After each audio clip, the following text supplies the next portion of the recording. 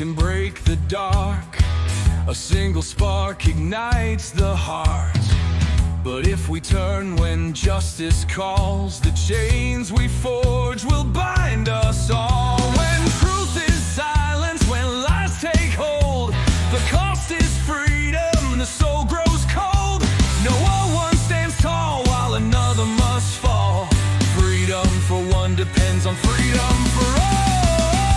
We're mavericks of freedom, rebels in the fight, defending every voice, defending every right. For the moment we falter, the moment we stall, we lose our own freedom when we let others fall.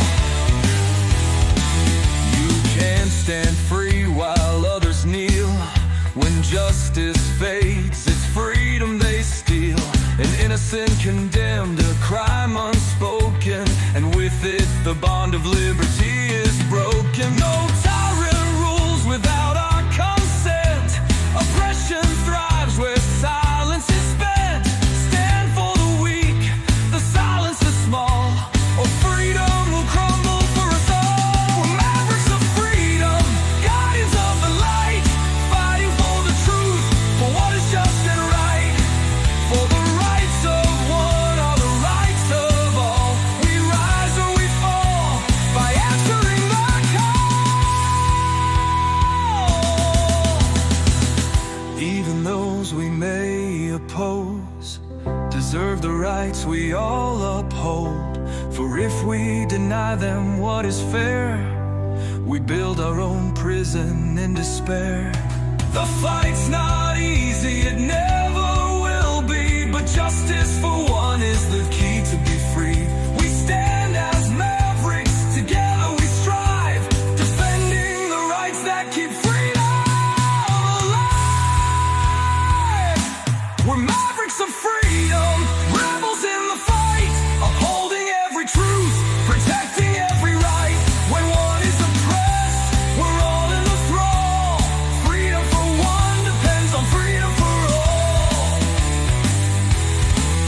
So take a stand, let your courage rise. Defend the truth, don't compromise. For the soul of the world, the writing's on the wall. Freedom for one depends on freedom for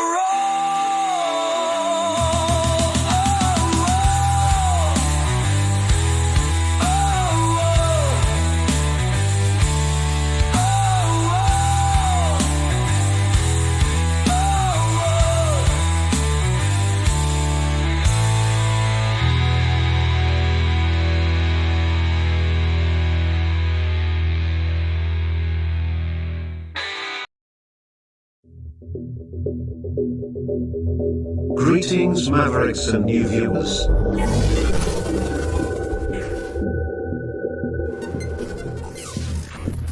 Tonight, direct and live from the Maverick News Network World Studios. This is Maverick News with Rick Walker.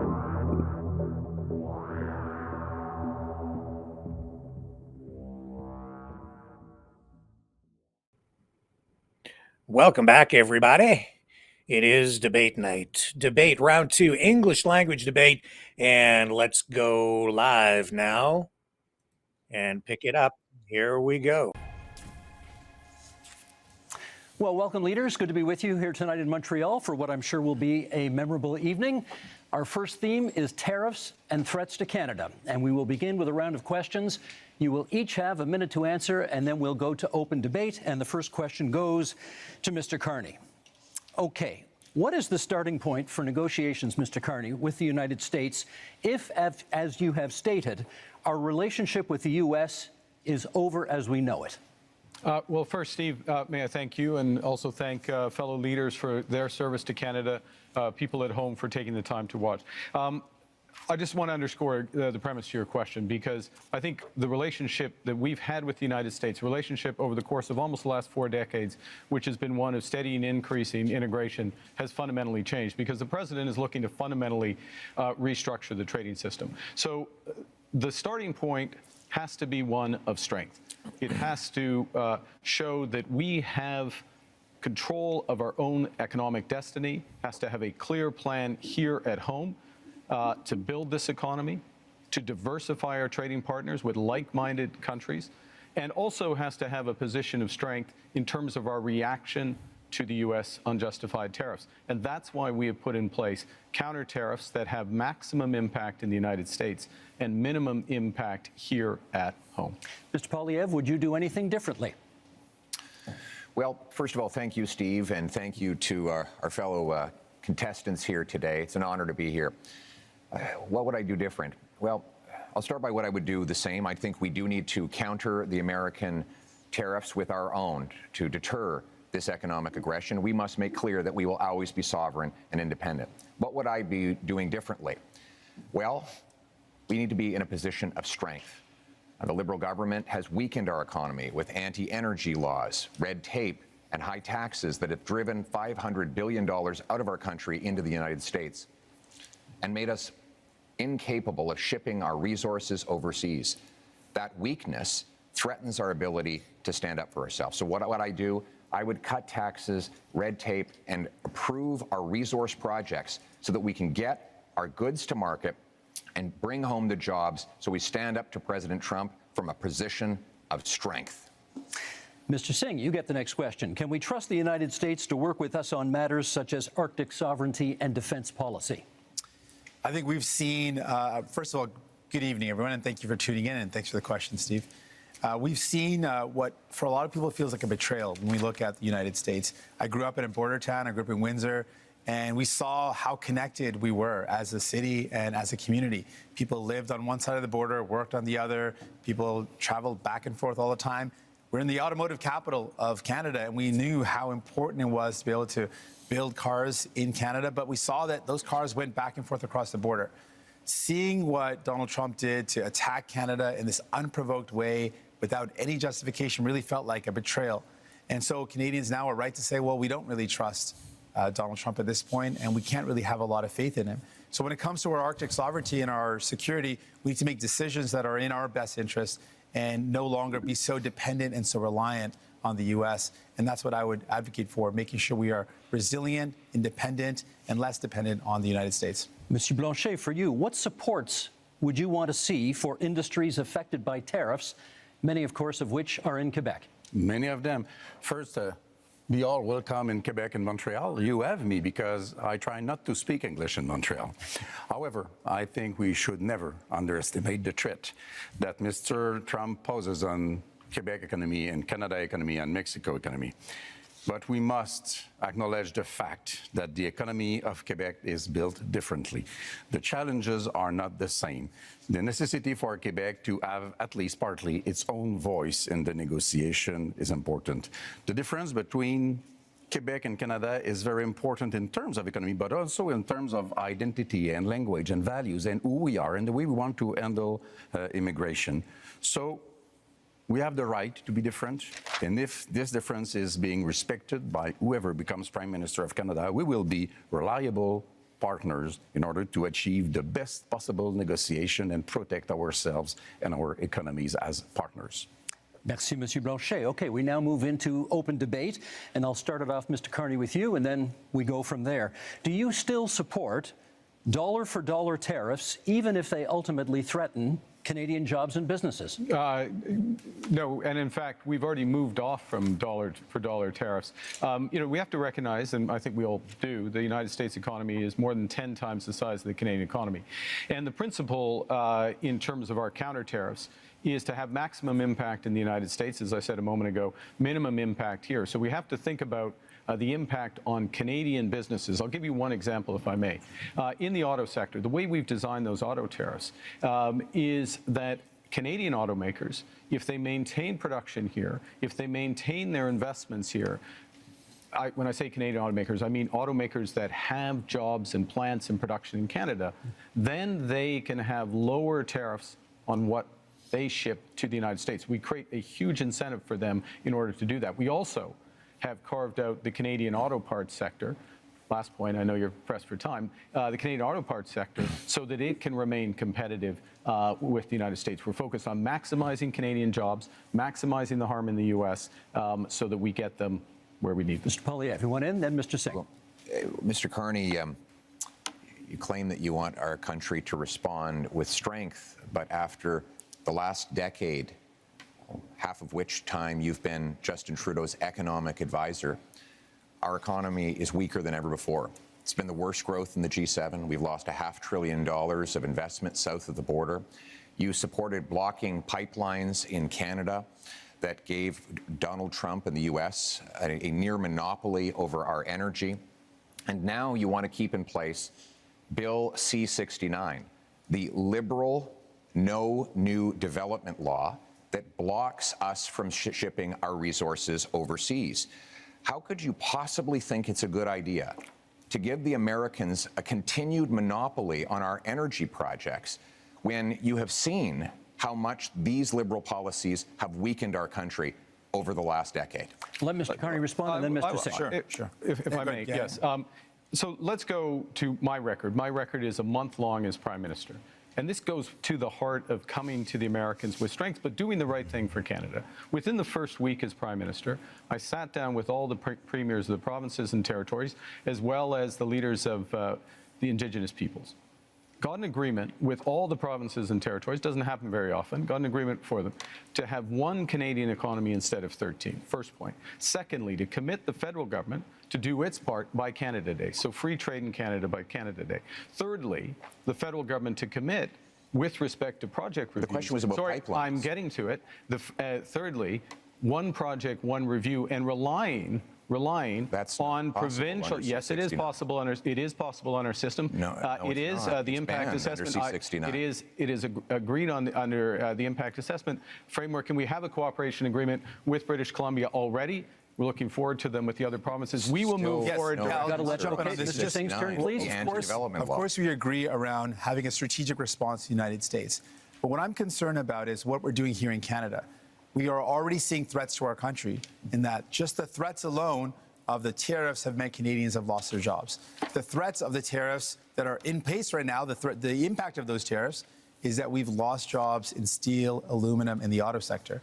People are already losing their jobs. And while, Mr. Carney, you had time, as you mentioned, not very long time, but as Prime Minister, you showed us your priorities. The first thing you did is you had traveled, you made a tax cut for millionaires, which was reversing on the capital gains. So you gave a tax cut to millionaires, but you didn't have time to increase the amount that workers get on EI. Right now, workers who are struggling and wondering, what am I going to do if I lose my job? Workers who've lost their job are saying, how do I pay my bills when EI only covers half of a worker's salary? Maybe 40 years ago that would have worked, but right now most workers are spending their entire salary just to pay the bills, to pay their mortgage and their rent, and to put food on the table. So EI is not good enough, and it shows Canadians that you didn't make it a priority to protect those that are impacted by these tariffs, that are threatened because their jobs are lost. We have not heard from Monsieur Blanchet yet in this segment, so please. Yeah, Mr. Carney, you are becoming a real Canadian leader, saying one thing in French and another one in English. You said in British Columbia in February that you would force oil and gas through pipelines through Quebec, either we wanted it or not. You would use emergency powers in order to do so. And 2 days later in Montreal, you said that you would never do that without the approval of Quebec. What's the point of using emergency powers if you do have the agreement of Quebec? However, I do agree with you. It's important to be very strong in front of Mr. Trump. However, I would keep the dollar for dollar policy. Don't be weak in front of Mr. Trump. And those counter tariffs have to be targeted. You have put out already $2 billion for Ontario auto industry, car industry, and the lumberwood industry in Quebec has already paid to United States $2 billion, and you have not raised one finger in order to help us. Let's get from Mr. Poilievre and then a response from Mr. Carney. Well, Mr. Carney refused to answer the question about pipelines. Just the other day, he said that he doesn't necessarily think we need to build pipelines. Let me tell you what that means. Right now, the Americans get 97% of our oil, 100% of our natural gas exports at big discounts. We have to send Canadian oil from Western Canada through the States just to get it back to Quebec because we don't have a pipeline. And now there's this law Liberal Law C-69, which effectively bans pipelines. The 14 biggest energy and resource companies say it has to go if we're ever going to build another project. And I asked Mr. Carney why he would keep in place this anti-pipeline law that effectively empowers Donald Trump to have a total monopoly on our single biggest export. Why would you not repeal this Liberal law? Isn't it because you are exactly the same in the same line as Justin Trudeau and the rest of the Liberal team that is now making up your cabinet? Let's get a response. Well, let me pick up a couple of points that have been made. The first thing I did as Prime Minister was to cut the carbon tax. That's the first thing. Second thing is made a commitment that all proceeds from our tariffs will go to workers and those companies most affected. There were several points raised. Nothing so far. If I may, Mr. Steve, if I may address, I'm trying to do it quickly because several points raised. All proceeds go to workers and the firms most effective, and those proceeds are considerable. Third thing, I'm interested in solutions. I'm interested in getting energy infrastructure built. That means pipelines, that means carbon capture, storage, that means electricity grids. And here's how you do it. And we've already moved in the first month. Cooperation agreements with the provinces. Guess what? We are a federation. You need to cooperate with Quebec. You need to cooperate with the provinces. You need to get First Nations and Indigenous people buy-in. You can do that through the one project, one review window that we put in place at that first ministers' meeting, as well as, if necessary, using emergency powers to fulfill the federal responsibility, but not the unique. Mr. Poilievre, you want to come back on that? What you're saying, Mr. Carney, with respect, is a total contradiction. The No New Development Law, C-69, guarantees there will not be one-stop shop because it requires the Government of Canada to actually duplicate So what Mr. Poilievre is saying is that have no rules, project. have no regulation, have one have no stop controls over any energy development. We just got to let him finish his sentence. Pollute. Let's just let him finish his sentence. Well, that is not true. In fact, Mr. Singh, the reality is we should have strong rules enforced once. We shouldn't have multiple levels of referral that it takes now 17 years to get a major project approved in this country. That is why in the last 10 years we've had the worst economic growth in the entire G7. We cannot afford a fourth Liberal term. We need a change, and the Conservative plan for a change will include repealing the anti-pipeline law so we can get our energy to markets other than the United States. Mr. Singh, then Mr. Carney. While these two compete about who's more pro-pipeline, I think what we need to do is, I mean, it's clear. The Liberals bought a pipeline. They built a pipeline. I don't know what Pierre is complaining about. That's what they did.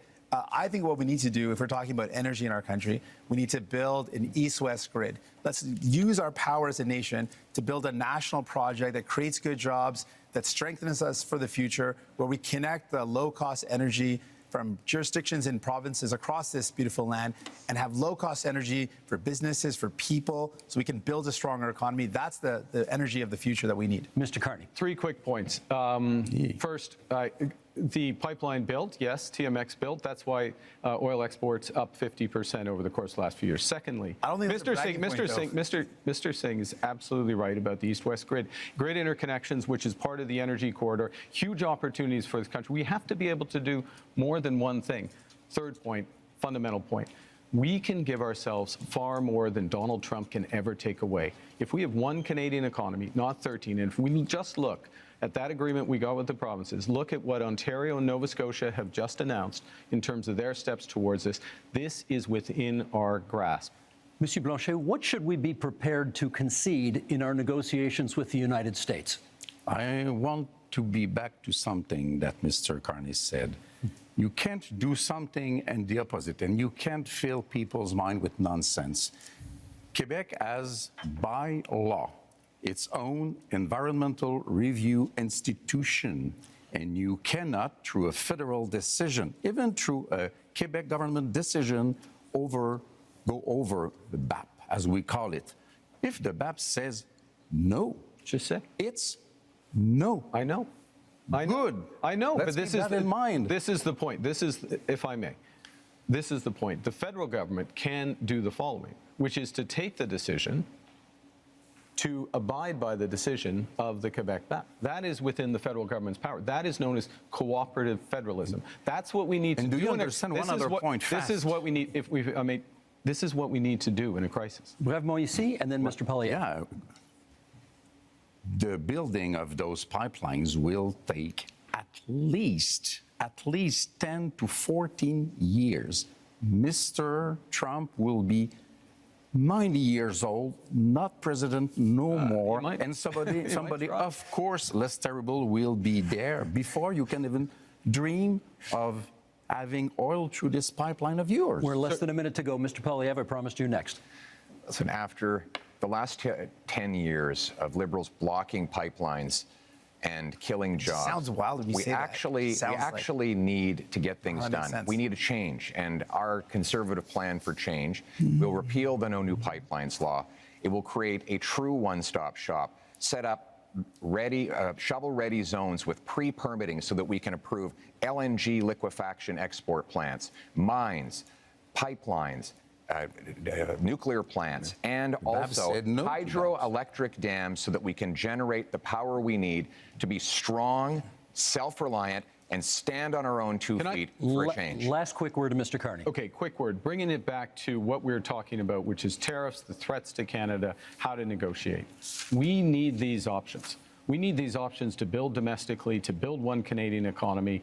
We need to act. We need to diversify our trade partners. And that is will our give us time in this strength to the segment. US. That is our time. Okay, you know my job tonight. I got to be the heavy guy here every now and then, making sure everybody comes to time. And I'm keeping an eye as well on making sure that everybody gets rough justice over here. That concludes our first section and our first debate. Up next, affordability and the cost of living. Our goal is to double the pace of housing construction. It will lower your bills, build homes you can actually afford. Il faudra parler des entreprises du Québec, des travailleurs du Québec, des aînés du Québec. A big, powerful bring-it-home tax cut on work, investment, energy, and home building.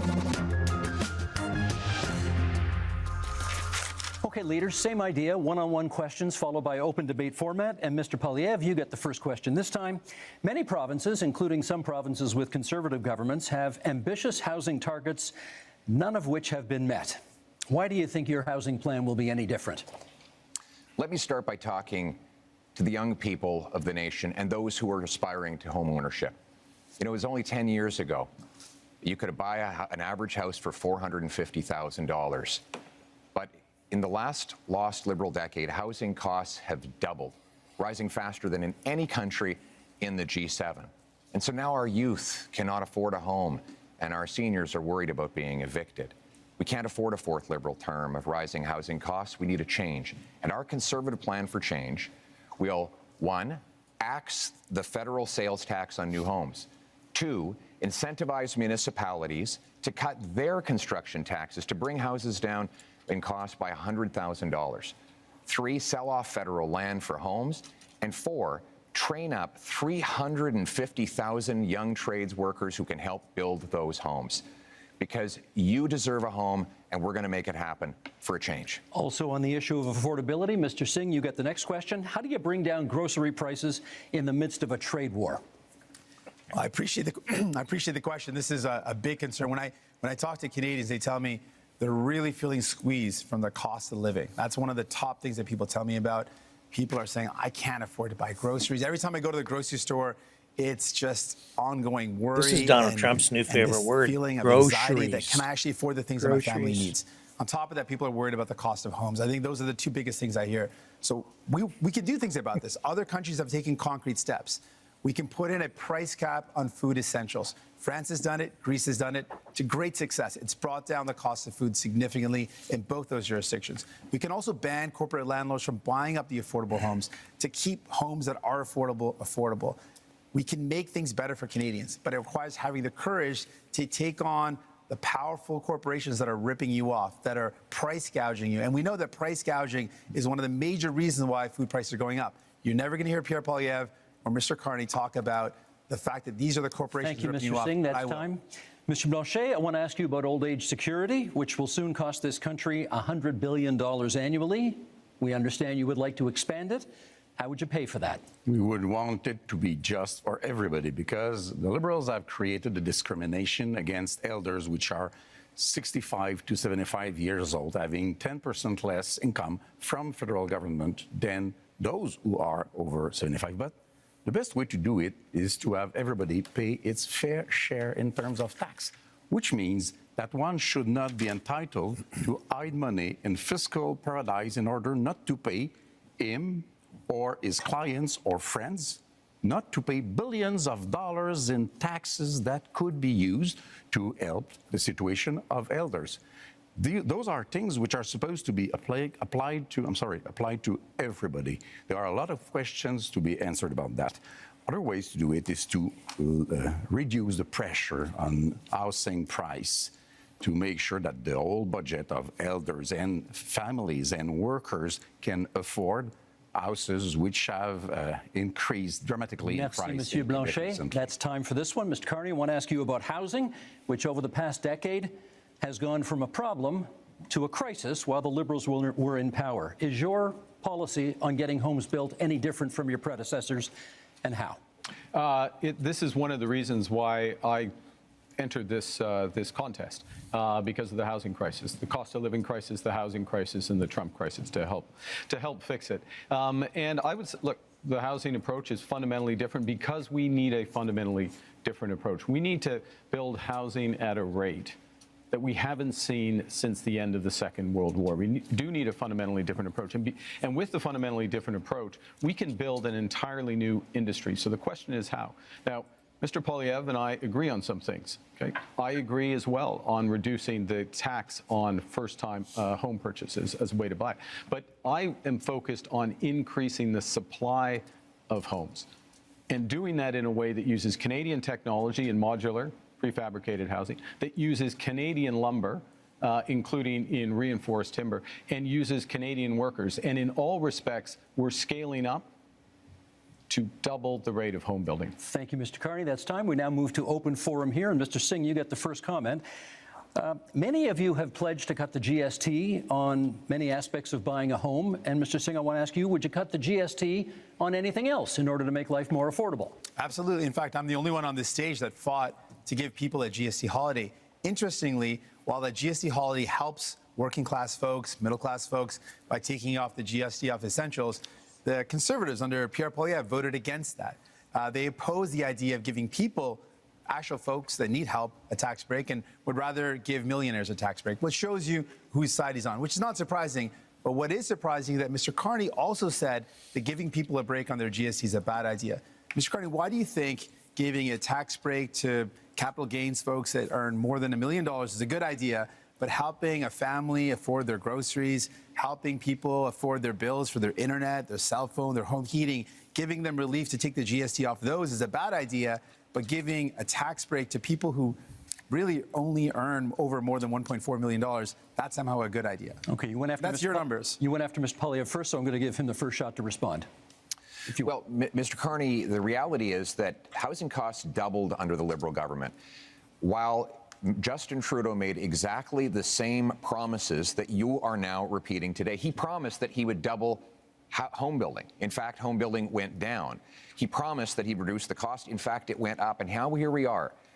Mark Carney is asking for a fourth Liberal term, repeating the exact same Liberal promises that priced you out of a house. Just a few weeks ago, before the election, the Liberals voted against taking the GST off new homes, and they have continued to build up bureaucracies that block construction. We need a change so that you can afford a home, and our change will be, again, to axe the sales tax on new homes, incentivize municipalities to speed up permits, free up land, and cut development costs. Train up 350,000 young people who can be in the trades to build those homes and sell off the land that is going to be needed in order to build homes. That is a real plan for you to own a home and afford your life for a change. Mr. Carney, they're coming at you from both sides. What do you say? Okay. I know it may be difficult, Mr. Poilievre. You spent years running against Justin Trudeau on the carbon tax, and they're both gone. Okay, they're both gone. And we're in a new impersonation of them with the same policies tonight. Very different. Look, I'm a very different person from Justin Trudeau. Focus is on results. Were you his economic advisor? And so how to drive results in the housing market, you've got to change the model of building.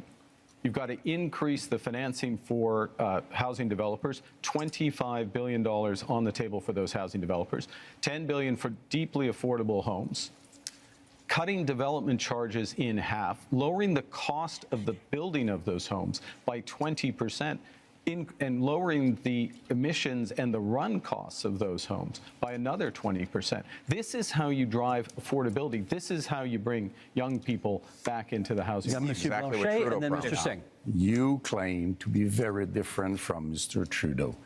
Now, the point is to show that you are any better than Mr. Trudeau.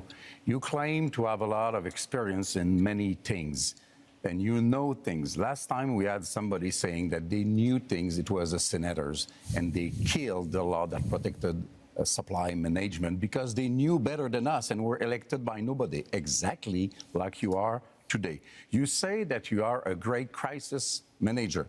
Which one? I heard of nothing. As far as I know, Brexit happened, even if you were against it. You say you are a great negotiator. What have you negotiated but fiscal paradises in Bermudas or Cayman Islands?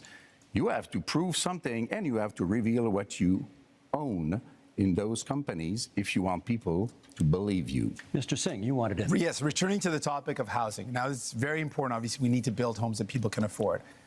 Mr. Poilievre had the opportunity to show us what he could do. He was the Minister of Housing under Stephen Harper. And during that time, guess how many homes he built? He built 6 homes during that entire time. This is not something you can trust to build homes. He built 6 homes. 200,000. And this has been confirmed again and again. He built 6 homes. That's it. Now, the problem, though, with Mr. Carney is, well, he's laid out a plan. The problem is that when he was the chair of Brookfield Investments, this is a company that made a strategic decision to buy up affordable homes in cities like Toronto, where people were paying a decent rent. And they purposely bought those homes, kicked out the tenants, and jacked up the rents. That is not someone you can trust, sadly, to deal with the housing crisis when, Mr. Carney, you profited off of it. We're going to get responses here. Mr. Poilievre first, Mr. Carney second. First of all, Mr. Singh, hold this up to remind you. the Toronto Star, the Toronto Star debunked your falsehoods. It was 6 homes, and I appreciate neither Liberals or NDP are very good with math, but in that year, the year I was the minister, if I could, which is great. the year I Mr. was, Singh, let's let him answer. in the year I was, high enough, though. the year I was minister, we had 200,000 homes built, and guess what the average price of a home was at the time? $450,000. And guess what happened at the end of the Conservative reign? One bedrooms rented out for $900, and that since that time, housing costs have actually doubled under the Liberals. They doubled and now under we have Conservatives, too. now we have Mr. Carney making tens of billions of dollars of spending promises that will doubled under ultimately you as well. continue to build bureaucracy. We don't need more bureaucracy in Ottawa. We tried that for 10 Liberal years, Mr. Carney. What we need is to build homes in communities. Certainly and that don't need means Conservatives. axing taxes on home building and getting the government out of the way so that builders can actually build. I think, Mr. Carney, can I pick you up- are on housing. We need can a I- change, and you, sir, are not a change. Mark Carney. I'm going to pick up on, I thought that answer was quite revealing. The first thing is that it's an attitude towards housing that absolutely ignores affordable housing, deeply affordable housing, issues with vulnerable people, ignores the rental market, ignores all other aspects of it. So the 6 are the relevant. Mr. Singh is absolutely right. The 6 are the relevant. 200,000. The 200,000 are a different part of the housing market. There are many Canadians. There are many Canadians at different income levels. The second thing it reveals is a misunderstanding, or, well, a misunderstanding, I'll be polite, of how the government's balance sheet can catalyze enormous private investment. And that is what we need to do to solve the housing crisis. It happens to be what we need to do as a whole to address the economic crisis that's been forced on us by President Trump. Mr. Blanchet? Yeah. You have spoken much more than I have, so I won't ask a question. I will make a statement instead. I'm not saying no. I'm not saying that you cannot do what you pretend that you are able to do. We just have no proof so far. I'm saying quite clearly that you cannot be entitled to do it alone. You cannot be entitled to hold all the power in your 2 hands. You cannot go out there and fix things for Canada and Quebec without being seriously checked by serious people. You cannot go out there and speak for Quebec without Quebec having its own strong voice to protect itself and to promote its different economy. So if you want to collaborate, let's say right now that whatever happens, even if minority government happens, you will be a partner with the different Quebec economy and identity, which you have been not interested in for the economic part and not respectful for the identity part. Let me get Mr. Singh in at this point. Can you tell us what's the first thing you would do to make life more affordable for Canadians? Yeah, there's a lot of things that we can do, and I've laid out some of those things. I think fundamentally, I'm the only person on stage that not only fought for real relief for people in terms of affordability, I'm the only one that fought for pharmacare that actually makes life more affordable by giving people medication coverage. Dental care that gives people more affordability by letting them access their services if you're a senior and a kid. I fought for childcare to make sure people could afford childcare. All measures that Mr. Poilievre voted against, all measures that Mr. Blanchet voted against. So if you want someone that's going to fight for you in Ottawa to actually make life more affordable, you can't entrust all the power to Mr. Carney. He doesn't have a track record of making life more affordable for people, but we do. So vote for a New Democrat, and we'll continue this work to make life more affordable for you, while the Conservatives and the Bloc have voted against those measures to make life affordable, because that's not who they care about. New Democrats are in it for you. Pierre Poilievre. The number one expense for families today is taxes, more than they spend on food, clothing, and shelter combined. This after 10 years of Liberal tax increases. We can't afford a fourth term of high Liberal taxes. And that's why Conservatives have a plan for change. And that plan includes voted against every measure to help people out. Cutting income taxes by 15% for the average worker and seniors, saving a working couple up to $2,000, rewarding hard work again. Because hard work is actually being punished. Is actually being punished because of the very high taxes. Now, the Liberals promised 10 years ago they would lower them. They actually raised taxes on 9 out of 10 Canadians. We need a change in this country because your hard work should once again pay off with a powerful paycheck that buys you an affordable affordable home, so you want to save on people a safe $2,000, street, and that's what we will deliver. You want to save people $2,000, but cut their dental care, which is thousands of dollars. False. Cut their child care, which is thousands of dollars. Cut pharmacare coverage, which is thousands of dollars. False. That's not a very good math deal right there. You're going to save people $2,000, but cost them tens of thousands of dollars. That's why you cannot afford Conservatives, and you certainly can't trust the Liberals on their own. Turn. You need New Democrats. Mark Carney. I'm going to reinforce that point, and then I'll respond to Mr. Blanchet. Child care in this country, $3,000 to $10,000 a year for a family, depending on where you live. Province, jurisdiction. Depending on where you live, that's what's being saved there. $800 per trip to the dentist. We've expanded dental care to 8 million Canadians. Because 8 million Canadians. Because New Democrats are there. Pharmacare. These are fundamental issues for affordability. We're talking about affordability and taking them off in order. And that's why you need New Democrats. That's Quebec, not what I've said. And in terms of income taxes working with Quebec, for Canadians. yes, absolutely. Throughout the short time I've been Prime Minister, working directly with the Premier of Quebec, our Minister of Foreign Affairs, our Minister of Finance are from Quebec. Quebec and Quebec issues, whether it's Why haven't you answered Mr. Legault's letter? He asked 5 things in the letter. He reduced his expectations. We're talking about... And you did not even answer him. And tonight, you are so much in love with Quebec. Steve, the question that Canadians have to ask. Why vote for whether- Conservatives? why- We're gonna save why- you $2,000, He's got or the cost you tens of thousands. Mr. Singh, sorry, he has the floor. Come on. The question you have to ask is, after a decade of Liberal promises, can you afford food? Is your housing more affordable than it used to be? What is your cost of living like compared to what it was a decade ago? And are you prepared to elect the same Liberal MPs, the same Liberal ministers, the same Liberal staffers all over again for a 4th term? Mr. Carney, Justin Trudeau's staffers are actually here with you at this debate in Montreal, writing the talking points that you are regurgitating into the microphone. How can we possibly believe that you are any different than the previous 10 years of Liberal government? 25 seconds left in this segment for you to respond to that. Look, I do my own talking points. Thank you very much. The biggest risk we have to affordability, the biggest risk we have to this economy is Donald Trump. So first and foremost, we've got to get that right. Secondly, we need to do it in a way that brings everyone along together.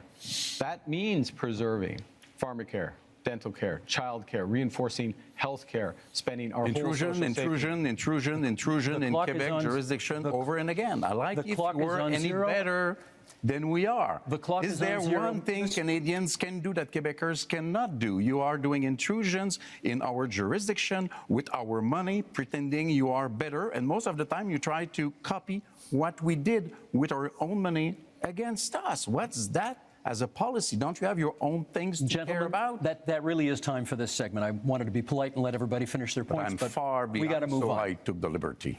Thank you. Okay, that ends section 2. Up next, public safety and security.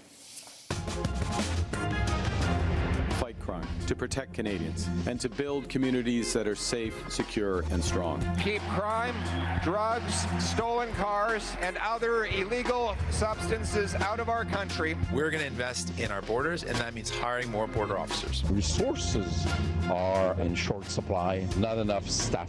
This is not the nice way to treat people who come to our border. Okay, same format, one-on-one questions and then open debate. Monsieur Blanchet, you get to go first in this one.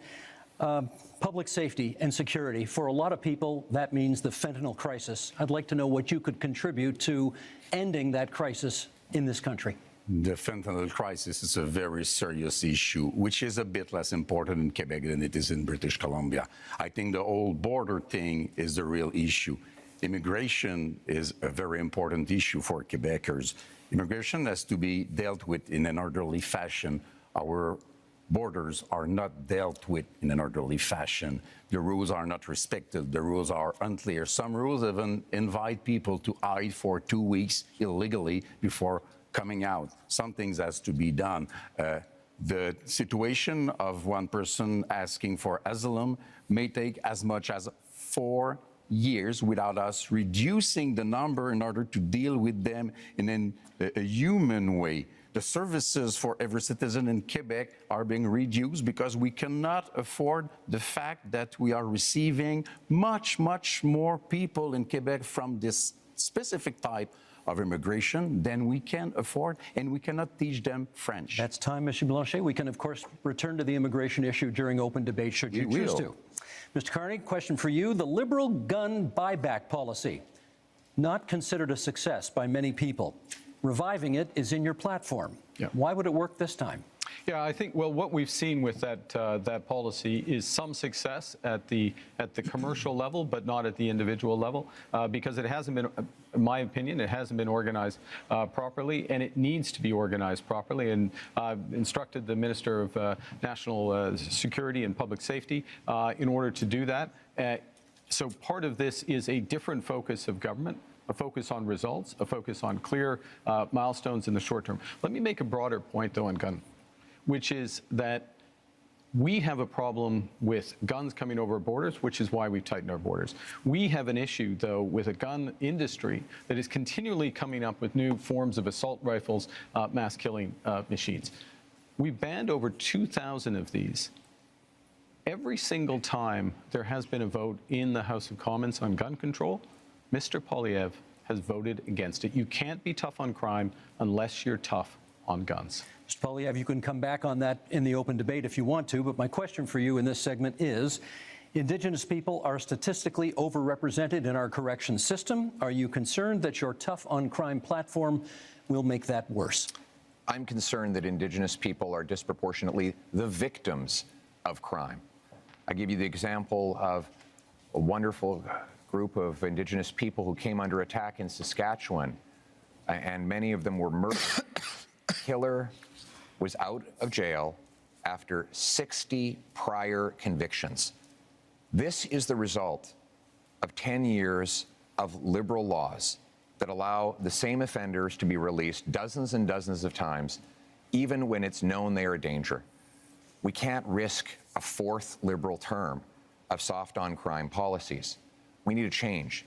And the Conservative plan for change will bring in a 3 strikes you're outlaw. 3 convictions for serious crimes, you go to jail for at least 10 years, maybe for life, no chance of parole or bail. We will bring in life sentences for traffickers of fentanyl, human beings, and guns, and we will secure our borders to keep the illegal guns out. Thank you, Mr. Poilievre. That's time. Mr. Singh, your question is about the RCMP, because you've got RCMP reform in your platform. What, in your view, is the problem with the RCMP? Well, some of the basis for this is the concern that's been raised in more rural communities and northern communities that there have been some serious concerns about violence or inappropriate use of force when it comes to the execution of their duties. We want to make sure that we've got a top-tier police force that provides security and safety to those communities in a way that's sensitive and understanding of the communities they're serving. I also think what's very important is for Indigenous communities, Indigenous policing. This is an area of deep concern. I think everyone in our country should be safe. You should be able to be safe at home, safe when you go to work, safe if you take public transit, safe for your kids to be able to play in the local playground. And that's something I'm committed to. And the other area that I'm focused on when it comes to public safety is making sure we prevent crime before it happens, and that's why we want to see increased investments in our border security. We saw under the Conservatives, they cut 1,100 border officers in one day. So that prevented our ability to keep our borders safe. That stops those materials from coming into the country. That's time. Not sure it was about the RCMP, but maybe we can get back to that during the open debate segment, which we go to right now. And Mr. Poilievre, you get the first word on this one, and it sort of dovetails on the last answer you gave, which is, you have pledged to be the first prime minister in this country to use the notwithstanding clause, setting aside charter rights of, as you call them, multiple murderers. Why do you think that's necessary? To be clear, I want to uphold the charter rights of Canadians under Section 7 to life, liberty, and security of the person. Right now, that right is violated by multiple murderers who are given discounts. The case in question was a gentleman who went into a mosque and shot dead 6 innocent worshippers. He got, according to this ruling, only one 25-year sentence, meaning he can be out in his 50s. He only serves 4 years for every murder that he carried out. That is outrageous, and I will use the constitutional powers that are created for this purpose to ensure that mass murderers stay in maximum security penitentiary for life. They will only come out in a box. We will also pass tough new laws that prevent repeat offenders from getting out. If you commit 3 offenses under the 3 strikes law I propose, you will not be allowed out of jail until you prove that you are drug-free, that you are behaved perfectly, and that you've learned an employable skill, and you've served a 10-year sentence. We cannot allow liberal crime and chaos to go on terrorizing our communities. What we need is a real plan for change so that we can bring back the safety and the security that Canadians used to take for granted. Let me get Mr. Carney to respond to that. Do you think that's an appropriate use of the notwithstanding clause of the Charter? I think that the one of the core responsibilities of the federal government, Prime Minister, is to defend the fundamental rights and liberties of Canadians. And those fundamental rights and liberties of Canadians are outlined in our Charter of Rights and Freedoms, which is 43 years old literally today. I think it's a very dangerous slope to override judgments of the Supreme Court of Canada. In fact, the Charter of Rights and Freedoms exists to protect Canadians from people like us on the stage, politicians who may use their power to override fundamental rights. And the issue in using by the federal government, I'll stop here, is not where you start, but where will you stop? Mr. Poilievre, I should get Mr. Poilievre on that. Is it a slippery slope if you use it in this case? I must say, I would be quite interested too, because Mr. Carney said that he didn't want us to use the notwithstanding clause before adopting a law. And yesterday he said that he felt that it was wrong to use the notwithstanding clause after a law is adopted. So if we cannot use it before and we cannot use it after, it means that Mr. Carney believes that we should never use it. But it is very important. And the Ford case made it clear. The Constitution says how it should be used, but never how or what we will do with it, because it's the prerogative of the provinces. So do you want the Supreme Court to overrule another judgment of the same Supreme Court because you don't like it? Because that would be being the hell of a politician as you define them. Well, let me just start by saying, first of all, yeah, thank you. I just started by saying, let's not let Mr. Poilievre get away with making this ludicrous claim that anyone on this stage thinks that violent crime should get a less severe penalty. Obviously, that is not a special position that he's taking. Everyone agrees that horrible crimes should have horrible sentences. Judges are equipped to do that, so don't let Mr. Poilievre's rhetoric confuse people. Obviously, everyone agrees that if someone does something horrible, they should pay a horrible price for it. There should be appropriate sentence that's put in place by a judge. But what I'm concerned about is all of what Mr. Poilievre is talking about is after the fact. Now, there's heinous things that happen, and there needs to be severe penalties put in place. But we also need to keep communities safe. And that's what my focus is. Well, how do we stop crime before it happens? Much of the violent crime that's committed is committed by illegal handguns and firearms that come across the border. Now, Mr. Poilievre has admitted that as well, that it is illegal handguns and illegal weapons that are used in violent crime. So our plan is, let's stop those illegal weapons getting into our country in the first place. And the way we do that is by having stronger border security officers and having more people on the border. Mr. Pierre Poilievre, when he was in power in the Conservatives, they cut the number of border officers. They reduced the number, weakening our borders. Keeping an eye on time can't here. trust them Let's to get do back these to type of Mr. things. Poilievre on the issue of whether, in using the notwithstanding clause under these circumstances, would be a kind of a slippery slope and encourage politicians to use it more. No, we will use it to protect the charter rights of law-abiding Canadians. I'm interested in the rights of victims. Mr. Carney seems to be very interested in the rights of criminals. He says that it's dangerous for me to ensure that mass murderers stay behind bars for life. You know what's dangerous? Turning them loose on our streets. I don't think you appreciate, sir, the chaos that is unfolding in communities. In Toronto right now, the police have been forced to tell people to just let the thief steal the car. When they break into the house, just take the keys. Just let them take the keys so that you don't get hurt. People are living in terror in many of our communities precisely because of the catch and release bail law, C-75, which requires judges release the accused at the earliest opportunity under the least onerous conditions. Every single member of your Liberal caucus and your Liberal cabinet voted in favor of this bill, and they are all determined to keep it in place despite constant promises to the contrary. Mr. Carney, Canadians deserve to live in peace and security. That is the right that I'm fighting for a change. I'm fighting for that as well, and let me be specific about two things that have been raised. The first is with respect to these issues of car theft, home invasion, and I'll use the GTA area where there has been a sharp increase. How do you attack that? You attack it several ways. One, you increase the criminal penalties for that happening, particularly if you're part of a gang, particularly if you use a firearm. And you will do that? And we're doing so. We've committed to doing so. You put in place a reverse onus in terms of bail so that it has to be proven that there's not a risk, which we've also committed to. And then you go to what Mr. Singh was talking about, which is we have to reinforce our frontiers.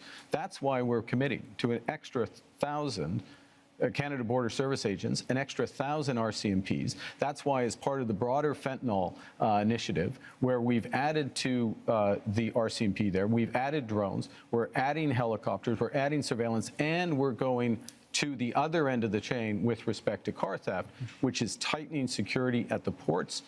This is what we need. In order to get results, you need to focus at both ends of the chains in federal government. Thank you very much. I want to talk about one of the issues that has come up is the idea of the public safety concerns around the overdose crisis and how this is devastating our communities. We're seeing so many lives being lost. In that, we know that one of the ways to address that is by investing in some of the solutions like mental health services and rehabilitation services. Services keep our communities safe, having access to those good services. Both Mr. Carney and Mr. Poilievre are proposing cutting government spending and cutting those services. That's not going to make our communities safer. We need to see better investments in rehabilitation services, more investments in mental health. We need to respond to this serious crisis in our country with care and compassion. I've met with Moms Stop the Harm, an organization of moms that have lost their children to this opioid overdose crisis. They've literally had their children have died because of this.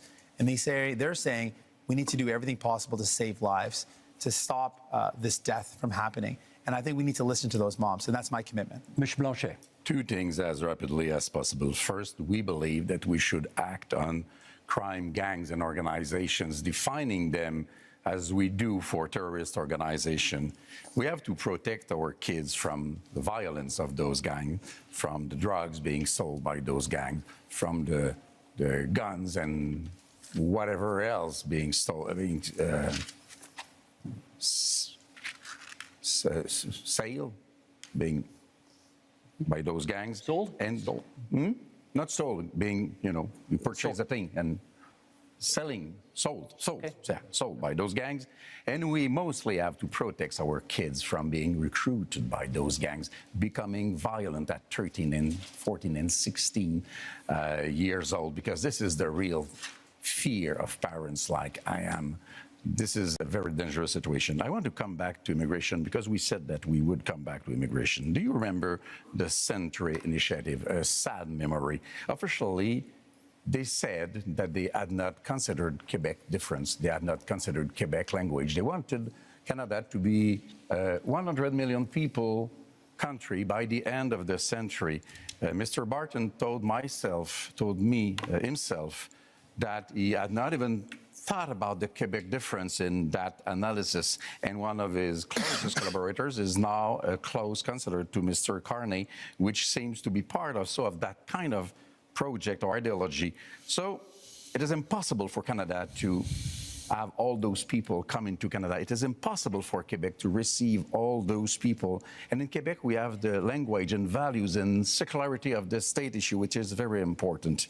So I say, pause. Let's do things properly. Let's receive migrants in an orderly fashion and successfully as a measure of respect for them also. Mr. Poilievre, you wanted a word. I speak to families all the time who are terrified by the scourge of drugs and illegal guns. And we know those guns are not Grandpa Joe's hunting rifle. So when the Liberals try to ban hunting rifles, they're really going after the wrong people. 90% of guns that come in that are used in crime are smuggled illegally over the porous, Liberal-run borders. The border, and that's why the police.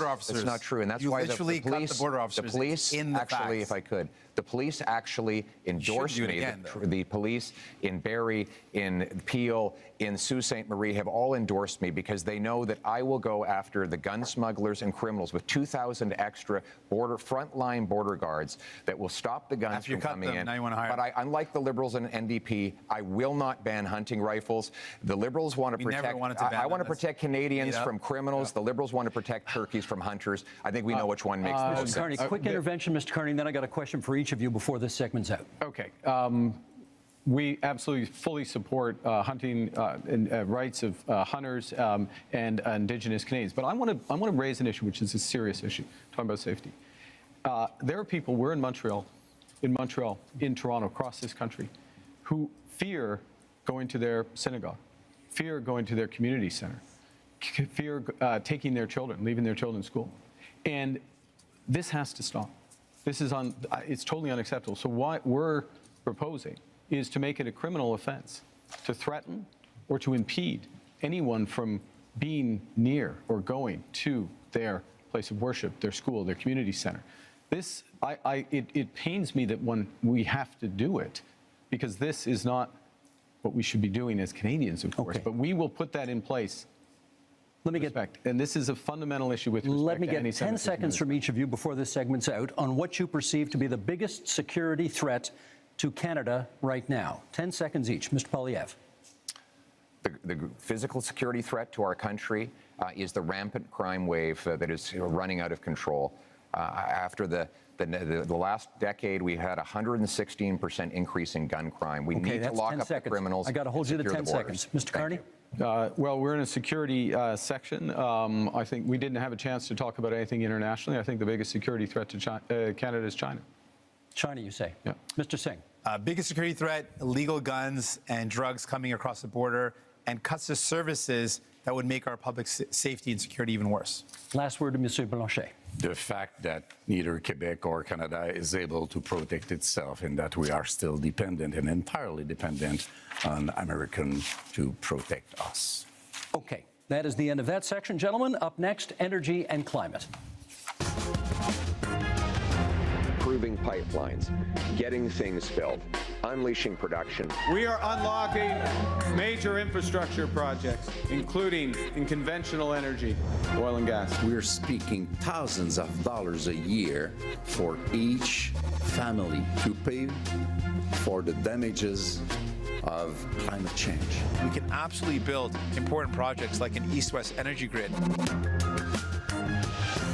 Energy and climate change. I know how much all of you love talking about pipelines, so here we go. Mr. Singh, to you first. Should Canada build new pipelines to get our oil and gas to market? Well, it's not an approach I favor with public money. There's not any projects that are on the table, so it's not a specific project to look at. I favor, when it comes to the environment, building an east-west energy grid that connects low-cost energy and allows for families to reduce their electricity costs. But let's put this all in context. We're talking about what our energy solutions are in the context of a climate crisis. And we're not just talking about a climate crisis in the far future. We're living it right now. I remember I met a mom a couple of years ago before I had kids who told me she was worried about taking her kids out on some days because of the forest fires in BC. It meant that it was unsafe for kids to go outdoors. Fast forward to when I became a parent just a couple of years after that, and I literally worry about the same thing. The forest fires we saw a couple of years ago meant that many places that didn't see this before saw days where there was such smoke in the air that it was dangerous for kids. We've seen extreme weather, forest fires, heat domes, floods impacting us. We've got to do everything we can to Thank you, protect our Mr. future. Singh. That's time. Mr. Poilievre, where does fighting climate change land on your list of priorities when it comes to expanding energy opportunities in this country? It lands within our priorities of bringing home jobs while bringing down emissions around the world. Look, the reality is that if we push production out of our country to more polluting countries, it actually makes the problem worse. But that has been exactly the Liberal approach with the anti-development law, C-69, blocking of 15 LNG export plants over the last 10 years. We have seen more of those jobs go abroad. I want to bring them home. My plan will be to approve, for example, natural gas liquefaction and export. If we sent our gas to India, for example, to displace half of their demand for electricity, we could reduce emissions by 2.5 billion tons, which is 3 times the total emissions of Canada. That's the way we bring emissions down and jobs up. It's common sense. And now it's time to bring it home. Thank you, Mr. Poilievre. The next question is for Mr. Carney. How would your government fast-track pipelines and mining projects while also following the Supreme Court decision that requires consent of Indigenous communities? Well, I think the first thing, and this goes back a bit to where we started, which is recognizing that we are in a crisis. We need to act with maximum force and having a process and a consultation, but a consultation with a purpose, which is to identify those projects, those investments of national interest that are really going to move the dial in terms of growth, jobs, energy security, while being consistent with long-term competitiveness, which necessarily means lower carbon.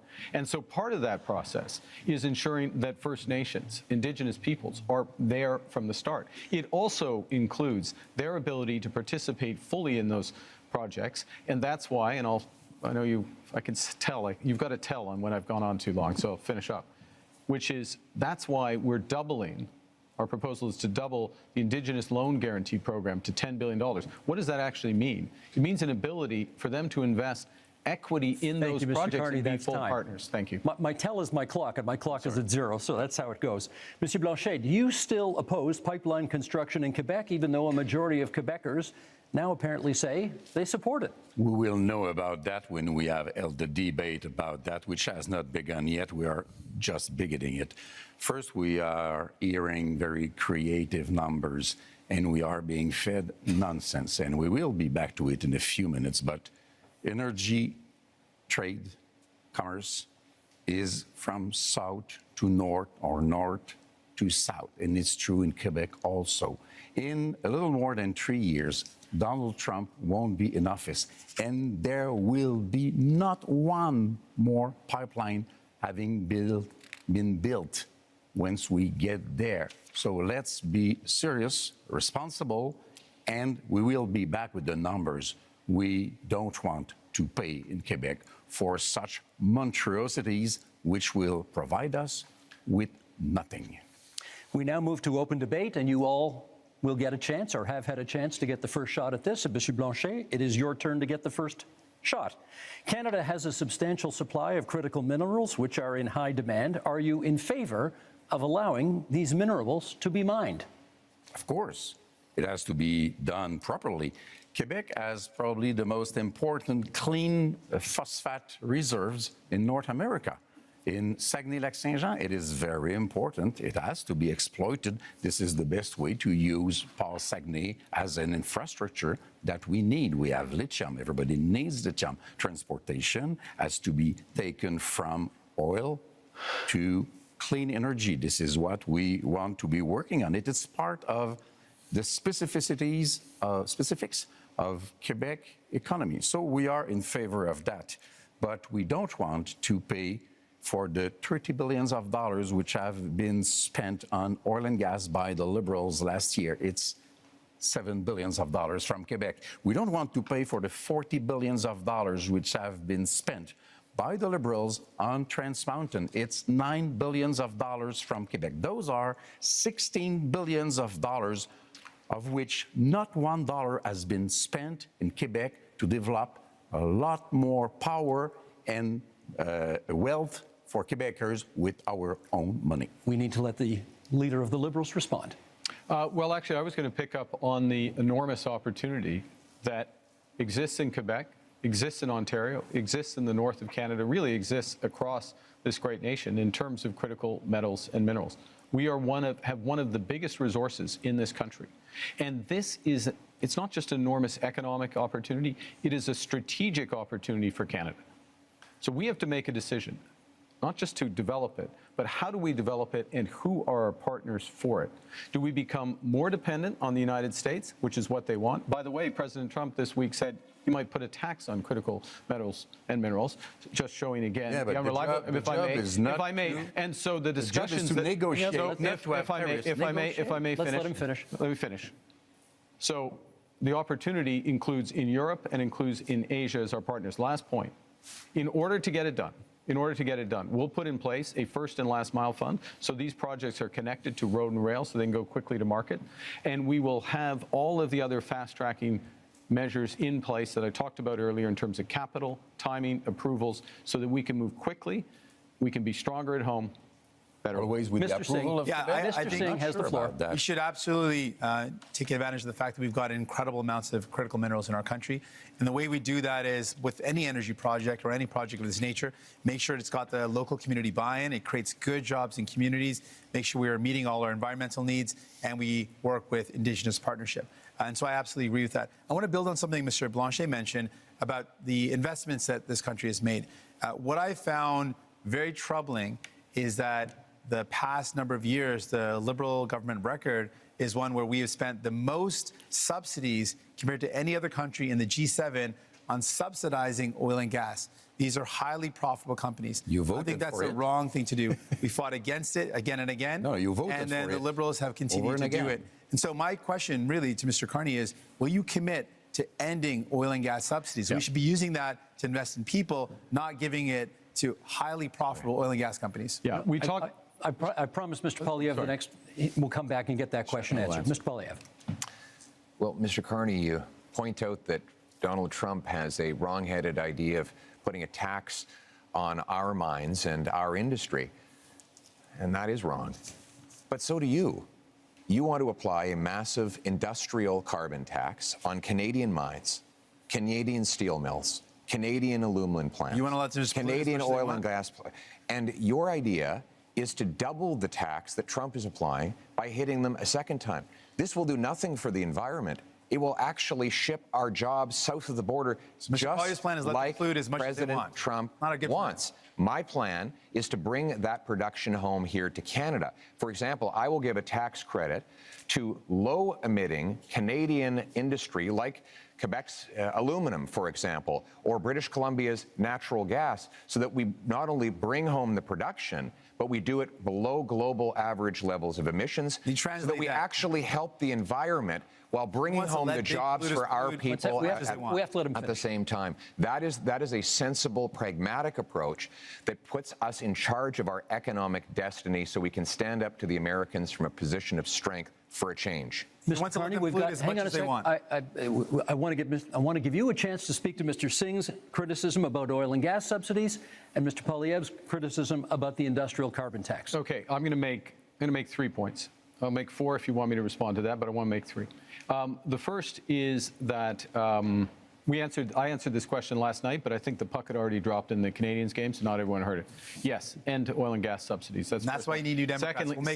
Secondly, I would have done it independently. Secondly, recognizing that the biggest component of that was the cost of building Keystone. Keystone, which is the pipeline which has helped to increase oil and gas oil exports rather by 50% in this country. That is an asset of the people of Canada. We own it. And the question of what to do it. So it's not a subsidy that has disappeared, it's actually an asset of Canada. Let me make a third point, though, in terms of where the oil and gas industry, particularly the oil industry, wants to and needs to go, which is to become low carbon in the production and transportation of oil. One of the big projects we need to move forward with is carbon capture and storage, the Pathways project, so that we have oil and gas that is competitive, not just today, 10 years from now and 20 years from now, as the world uses less. We want to have more market share. We need to do Mr. Carney, that. My government will move that. But by definition, a subsidy isn't when we buy a pipeline. I'm talking about subsidies that go to oil and gas companies, independent, separate from the country, oil and gas companies. That's what I'm talking about. The figure you quoted last night included the cost of the pipeline. Do you want to address billions his of point? dollars we're spending. We got to stop spending. Sorry, can we get you to address his point about the industrial carbon tax? How much will the industrial carbon tax add to the price of a car?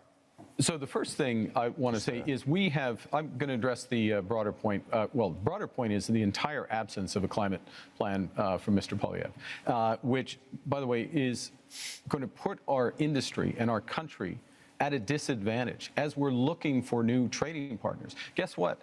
Most people want to deepen our partnership in Europe, in Asia. Those countries care about whether or not you've made progress. Second thing is, we're designing a program so that the big polluters pay Canadians at home for making responsible climate choices, for retrofitting their home, getting their emissions down, or improving otherwise. And that is smart climate policy. It's better for the big polluters, and it's better for Canadians. Pierre Poilievre. Mr. Carney didn't answer my question. I asked how much would an industrial carbon tax on Canadian steel add to the price of a car. And he won't answer because he knows that it will be very expensive because there's lots of steel in cars. Now, Mr. Carney has temporarily But do you know the answer? hidden the You don't know the carbon answer tax. either. You're just throwing out random questions. Thousands of Just dollars. making it up, though. You don't extra know. costs. Let's let him Actually, I do know the answer to that question. He's wrong. When you add taxes to steel, you raise the price of everything that uses steel. When you add taxes a straw man argument to say, do you know the price? when You you don't know the add price. when You you don't know the add answer. when you add the learn. carbon tax onto the price of, for example, fertilizer, you increase the price of food. So while Mr. Carney has temporarily hidden the Liberal carbon tax at the pumps while keeping the tax fully in law and planning to raise it after the election, he's also going after a tax on our industry that will ultimately be passed on to you. After a lost Liberal decade of rising costs, we cannot afford a fourth Liberal term. We need a new government that will fully axe the carbon tax, increase the jobs that we have here in Canada, and bring down your cost of living. We've got just a little over 3 minutes left in this segment. So, Mr. Singh, I want to ask you, do you think climate change is still a priority from Canadians? You're out there. What are you hearing? Absolutely. You speak to any young person, and they think, we're seeing climate crisis in front of us happening right now. You speak to seniors who say, we used to be able to live in our homes without air conditioning, and now we're seeing heat crises in communities that never had worries about extreme weather. We're seeing flooding, we're seeing forest fires like never before. We are living in a climate crisis. So Canadians are absolutely worried about it. As soon as we come into a summer, we start seeing those forest fires again. It's top of mind for Canadians because they're living it, they're seeing it. And I want those Canadians to know, Mr. Carney is not going to end those fossil fuel subsidies unless I'm there to fight back. Mr. Poilievre wants to let big polluters pollute as much as they want, poison our beautiful land, our water, and air. He wants to let them dump into our oceans. I'm going to fight back and defend our environment. Monsieur Blanchet, on the issue of whether or not people still care about climate change. I think people should be kept very informed about climate change because we are in a very strange denial situation about climate change, which still exists and is very expensive. And I'm sorry to crash your party, guys, but you are telling fairy tales. Clean oil and gas is a fairy tale. Large-scale carbon sequestration, sorry, I'm French, is a fairy tale. It does not exist. If Alberta wanted to exploit oil and gas and it were not a matter of pollution, I wouldn't mind at all. That's their business. Our own powerhouse in terms of energy in Quebec is clean energy. We are the best place in the world to achieve that. Our market is the northeastern part, Democrat part of United States. We want to keep our money to create wealth in Quebec for Quebecers. Let us be different because we can afford to be different. Let me give, I will get to you because I said I would, but you've taken a couple of hits here and I want to give you a chance to respond to some of the things the people on this side of the stage have said. Thank you. Well, first of all, we do support protecting the environment. We want to ban the dumping of raw sewage into our waters. We want to hold large corporations to high environmental standards to protect our water and air. But we cannot do that by raising taxes and sending jobs overseas, as Mr. Carney is proposing to do. That has been the approach of the last 10 years of the Liberal government. What the biggest companies that develop our resources say is that we need to repeal the Liberal anti-development law C-69, a law Mr. Carney wants to keep in place. They say we need to repeal the industrial carbon tax and get rid of the Liberal energy cap. We need 6 months approvals in order to take back energy security and energy sovereignty. We can summarize that. He wants to conclude as much as possible. Hang on. Last word to Mr. Carney in this segment, please. Thank you very much. You know, I was born in Fort Smith in the Northwest Territories, just north of what the oil sands became. When I was born and when I was growing up in Edmonton, early days, it was a fairy tale, quote unquote. But you know what happened? Canadian ingenuity, Canadian engineers, Canadian governments, both the federal government and the Alberta government got together and converted this. The worst pollution in the world. If I may, the worst pollution may I finish? in the May I world. finish? 10 more seconds to finish, please. Let him finish his point. That's the opportunity we have. That's the opportunity we have in carbon capture. That's the opportunity we have in small modular reactors. That's the opportunity we have in hydrogen beyond. This country can be a clean energy superpower. My government will help deliver it. And that is time for this segment. Gentlemen, let us go to our final theme, which is called Leading in a Crisis. Canadians know how to weather a storm. Canadians know how to get through a difficult time. If, at the end of the day, we end up with the balance of power, Quebec is safer than it could be in any other scenario. Now is not a time for weakness. Now is the time to take back control. Canadians are always ready when someone else drops the gloves. Okay, leading in a crisis is a pretty broad theme that allows us to explore many different avenues here. So let's get to it. Mr. Carney, you get the first question this time. We haven't balanced a budget in this country in 17 years, and 10 of those years were under your party. You have pledged to get us to a balanced budget in 3 years. Question is, how? So let me put this in the context of leading in a crisis, which is, in a crisis, you got to plan for the worst. Worst is that the U.S. actually does want to take us over. Secondly, you got to have a plan to build, and that'll include a fiscal plan, and I will get to that in a second. The third thing is you need to respond in a crisis with overwhelming force. You need to think big. You need to move rapidly. The things we've been discussing today are a subset of what we can and should do as a nation, and we can deliver. And government can play a role, but its role has to be catalytic. And so our approach is that we will slow the rate of spending. It's been growing at 9% a year, operational spending, program spending, away from transfers individual, 9% a year. We'll slow that to 2%. We will focus on a small amount of capital spending by the federal government in order to drive enormous private investment up to $500 billion by 5 years. Thank you, Mr. Carney. Ukraine surely constitutes a crisis. Leading in a time of crisis, Mr. Poilievre, question for you. If the United States withholds support from Ukraine going forward, do you believe Canada should commit more to assist? I believe we should continue to support Ukraine. Our party supported donating missiles that the Canadian military was decommissioning. We supported funds and other armaments to back the Ukrainians in the defense of their sovereignty.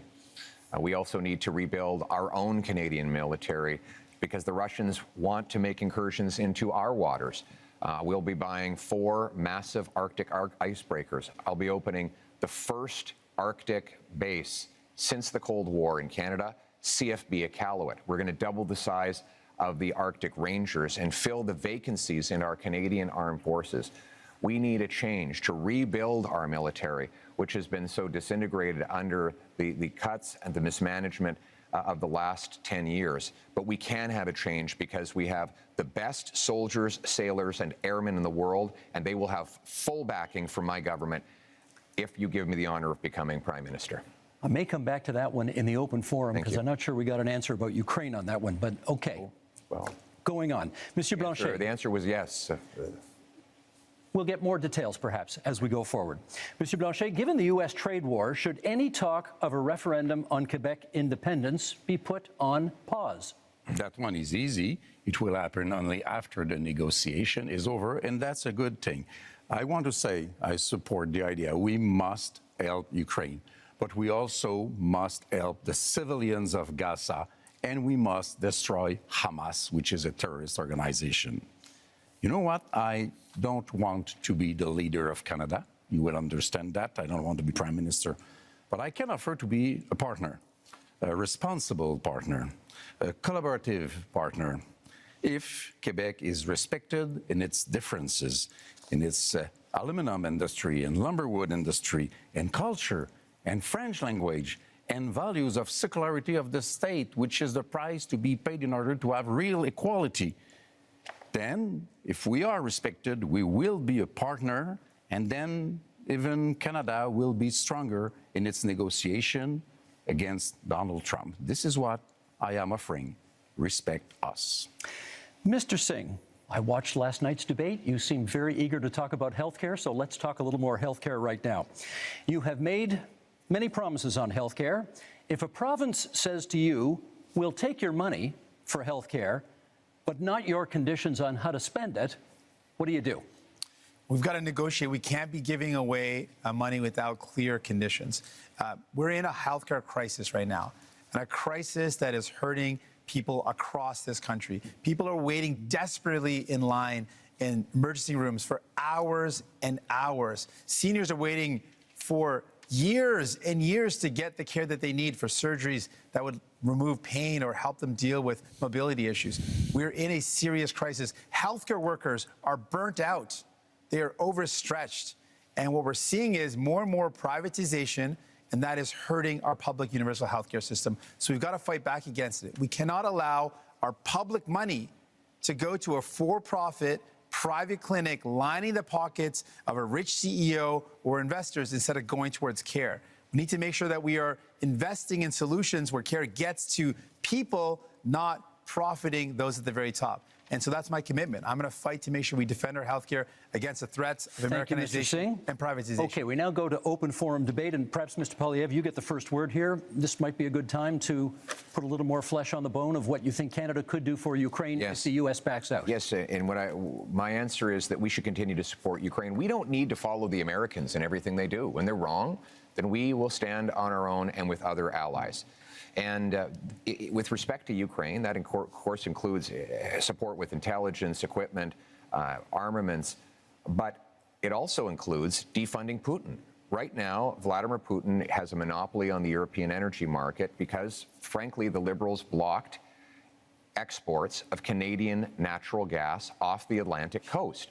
They blocked multiple projects. I would rapidly approve those projects on national security grounds so that we can actually ship Canadian natural gas over to Europe, break European dependence on Putin, defund the war, and turn dollars for dictators back into paychecks for our people. Mr. Carney, you wanted to add? Well, I want to go to the situation in Ukraine because it's very important. We've been a steadfast, Canada has been a steadfast ally, and Canadians have stepped up, welcoming Ukrainians into their homes and supporting them in other ways. You know, in my first month as Prime Minister, we joined the coalition of the willing to support Ukraine as the U.S. stepped back. So led by France, the United Kingdom, with Ukraine, number European nations, Australia, ourselves, New Zealand. That's an example of how the new world is going to be. Canada participating in these areas and helping. It also means open trade. Mr. Poilievre voted against free trade agreement with Ukraine. It means aid for Ukraine. Mr. Poilievre wants to cut foreign aid, including for Ukraine, or not. He didn't mention support for aid for Ukraine. We have to stand by them. We have to be there, and this government has been. Mr. Singh. New Democrats absolutely support standing with Ukraine and will continue to do that. But I appreciate the opportunity in talking about leadership in crisis, talk about many of the crises that we're up against. And one of the crises we're up against in our country with the threat of Donald Trump, with the threat of the trade war, and with the privatization and Americanization of our healthcare system is the healthcare system. And what we have learned today, Mr. Carney mentioned slowing operation spending. That's a cut to services. He said his plan. He has a plan to balance the operating budget within 3 years. That's going to require massive cuts to spending. We calculated that at $43 billion in cuts. In fact, Rosemary Barton, when he was on the show on February 16th, he said he would cut spending. He said it would be in operations. He defined it as transfers in health. And finally, longtime Liberal and former House Leader Karina Gould said that Mr. Carney's plans would mean massive cuts. That's the only way to achieve it. So, Mr. Carney, do you think it is leadership to cut health care at a time when it is in crisis? I think it is wrong. We can't do that.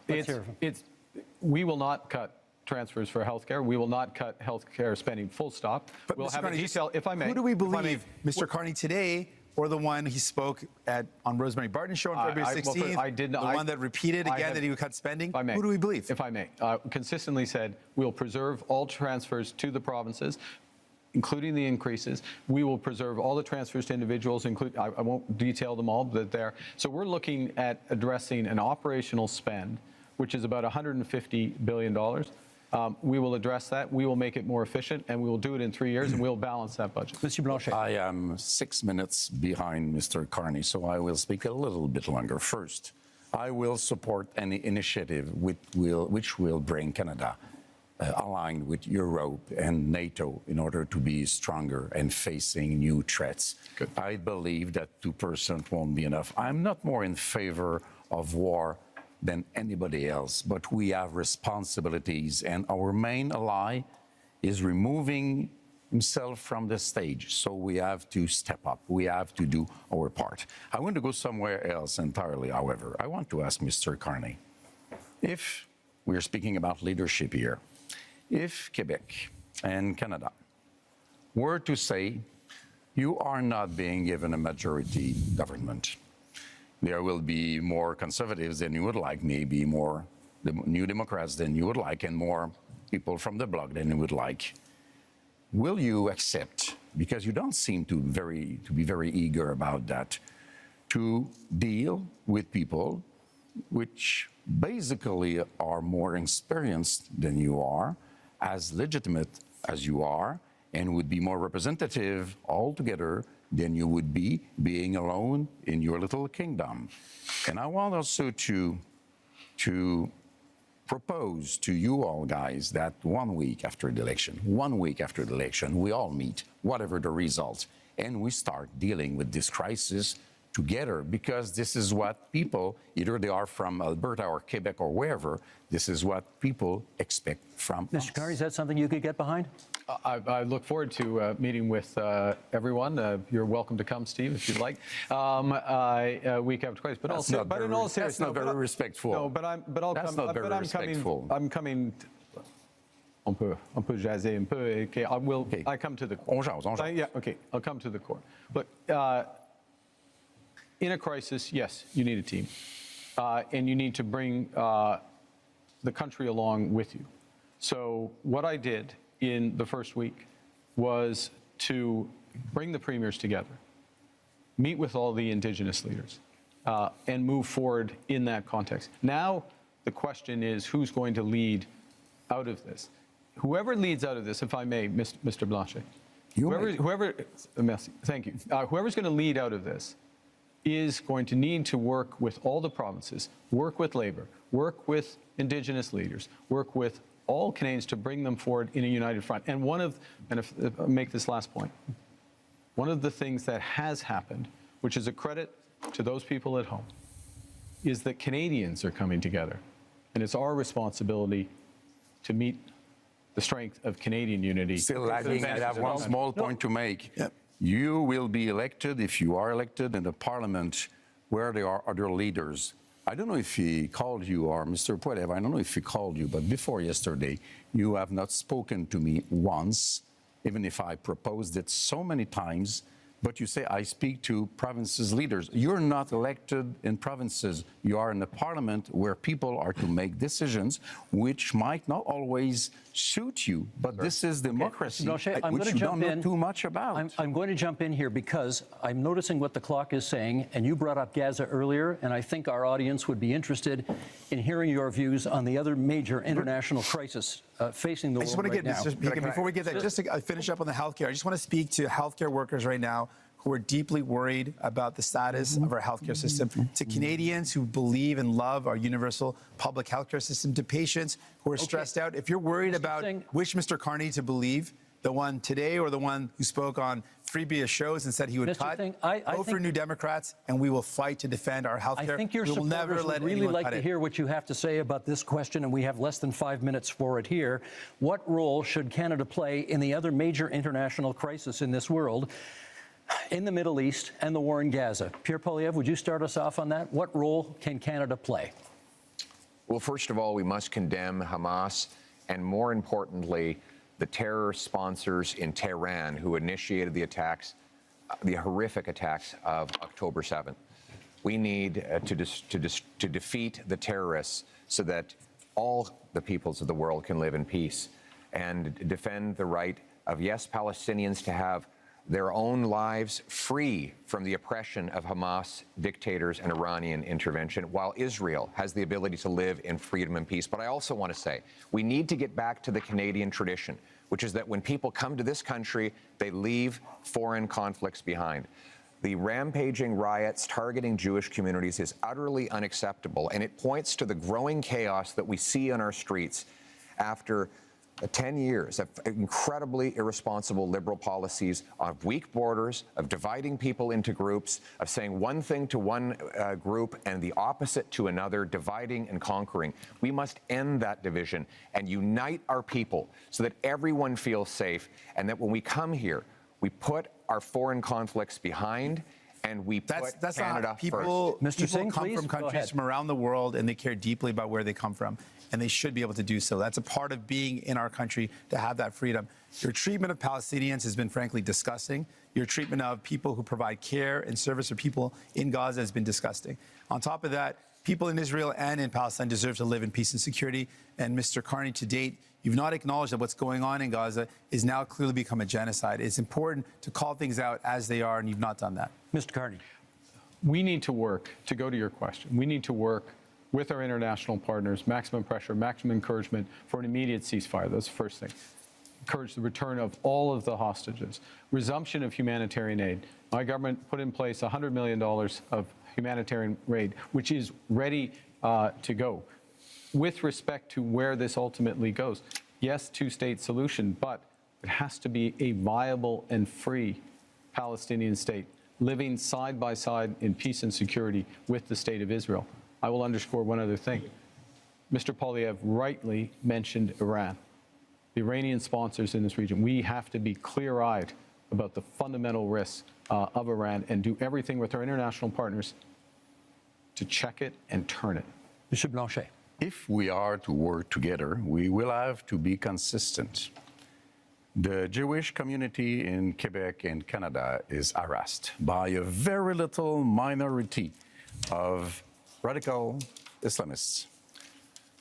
And we don't do so much. The law in Canada says that somebody may invite people to be violent, to propose genocide against another people if they can be hidden behind a religious motivation. They are in agreement with that, they are in agreement with that, they are in agreement with that. And we say It is a crime to invite people to violence and killing other people, and this is what is being done very often in Canada and Quebec with the approval of the Criminal Code of Canada. And we are saying this has to be changed. We have to change what we do before we want people elsewhere to change what they do. Last minute in this segment, Mr. Poilievre. This is about crises and leadership. And one crisis we have is in immigration. Because of this Liberal government's commitment to a radical policy called the Century Initiative, which seeks to bring our population up to 100 million people, they have allowed massive overcrowding in our communities. That has caused housing shortages, job shortages, Don't blame immigration and for the fault of your government. And if I could, the fact that you did not I invest didn't in interrupt housing, you. I did not built interrupt 6 you, homes. sir. I did That's not interrupt wrong. you. Don't blame. I do not blame. Your If I could, failures. Let him finish. I do not blame immigrants. I blame the Liberal government, which brought this policy on. And Mr. Carney wants to continue with the Century Initiative. This is crazy. We have to get back to normal levels of immigration, get rid of the fraud in the temporary immigration system, and ensure that the people who come here can arrive in numbers that we can house, employ, and care for. That's how it always was, and that's how we're going to restore Thank it. you, Mr. Poilievre. That is our time for this segment. Those are our 5 themes, but we are not done yet. We are entering the next section of our debate tonight, what we're calling the leader's choice, something a little bit different. Each of you will get the chance to ask a question, any question, of any other leader. You can then debate the answer, and each one on one will last for 3 minutes. So, Mr. Singh, you have the first option here. Who do you want to ask your question of? Mr. Carney. Go for it. Mr. Carney, as chair of Brookfield Investments, your company is one of the biggest tax dodgers in Canada. As chair, you approved decisions where Brookfield Investments bought up affordable homes, kicked out the tenants, and jacked up the rates. As Prime Minister, one of the first things you did was a tax cut that helped out mostly millionaires. And you have a plan to cut services for people. Now, I expect that of Mr. Pierre Poilievre and the Conservatives. That's very much a Conservative plan. But my concern is that doesn't sound like what people want for a Liberal leader. So my question to you is, Mr. Carney, whose side are you really on? Thank you very much for that question, Mr. Singh. I'm on the side of Canadians. I'm in this for Canadians. I work for Canadians. But your track record doesn't show that, though. No, I have a track record of public service for this country. Go back to something Mr. Blanchet referenced earlier, which is have I resolved any crises? We're in Quebec. If you ask anyone in the finance industry, if you ask anyone in government in Quebec in 2008, they'll know that I resolved the biggest crisis in Quebec. Yeah, You won't have fun. But 60 million. But I'm in fairness with Mr. This is for these two. Mr. Singh. Yes, I have had a long career in the private sector. I'm proud of that career. I've always acted with integrity, and it brings me with experience that I can apply But no one's in this questioning your moment, integrity, moment sir. of crisis. And you certainly have served the country. But the problem is, who have you served? You've served to benefit those at the very top. You jacked up the price of homes for people living in affordable homes as a strategic decision. You dodged taxes. And then your decisions as Prime Minister show you're not prioritizing people, but you're prioritizing big business, billionaires. So what have we done as a government directly? So we've gone directly to workers using all of our proceeds from the tariffs, committing all of them for workers, the workers most affected But industries. the employment insurance isn't unlike high enough. unlike others who plan to use them to cut taxes. We are the focused amount of on. the EI is not high enough, though. You have to accept that. Right now, there will be additional programs. I am fully confident that the next government, whatever government is formed, or certainly if I'm in the next government, we will make additional programs. But you didn't do that so far, though. Well, I can't.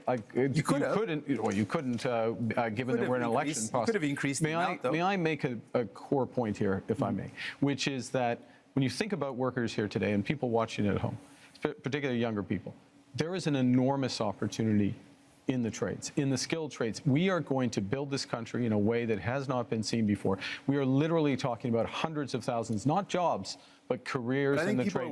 And that's why we're investing in apprenticeships and mid-career. But I think people are worried, Mr. Carney, if New Democrats aren't there to force Liberals to make sure they remember about people they will forget. Gentlemen, that is time. Thank you for that. Monsieur Blanchet, you have the next question. To whom would you like to put it? Mr. Carney, you avoided quite I would say, skillfully the questions of Mr. Singh. But first, let me correct something. In 2008, not so much by your decision, $10 billion were given to car industry in Ontario, while 60 millions, not billions of dollars, were lent to lumberwood throughout the whole of Canada. I don't believe that's the right way to manage a crisis, since you did not recoup the money from the car industry. Then, you have been the manager of Brookfield.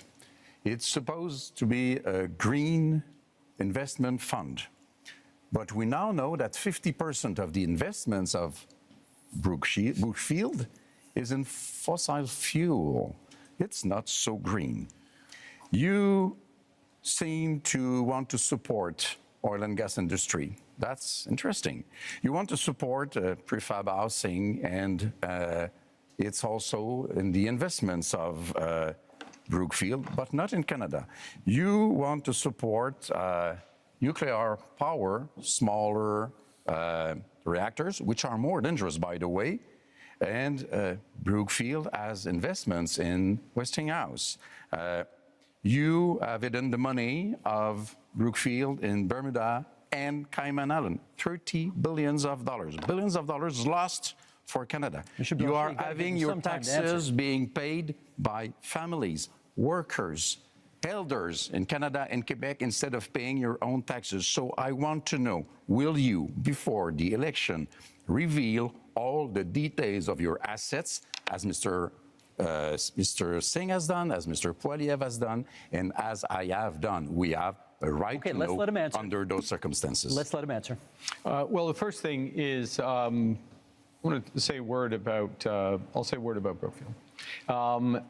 You know, this is a Canadian success story. It is the largest infrastructure investor and developer in the world. It is one of the largest, if not the largest, developer of renewable power in the world. And who benefits from that? That's Canadian pensioners. That's Quebec pensioners.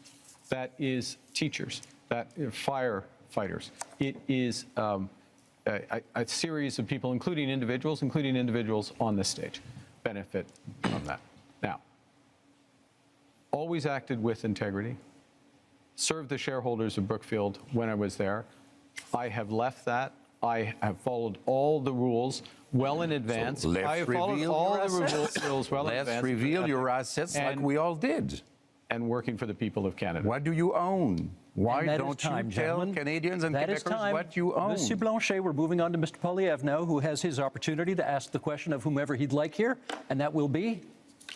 Mr. Carney, but if I could begin by setting the stage. The choice in this election is, after a lost Liberal decade of rising cost and crime and a falling economy under America's thumb, do we want to elect them to a fourth term? Or do we want to change? Change so that you can afford food and homes. Change so that you can be safe on your street, and change so that your paycheck grows faster than your cost of living. Change with a new Conservative government. Because Mr. Carney is not change. Mr. Carney, in 2020, it was recorded, you began advising Justin Trudeau.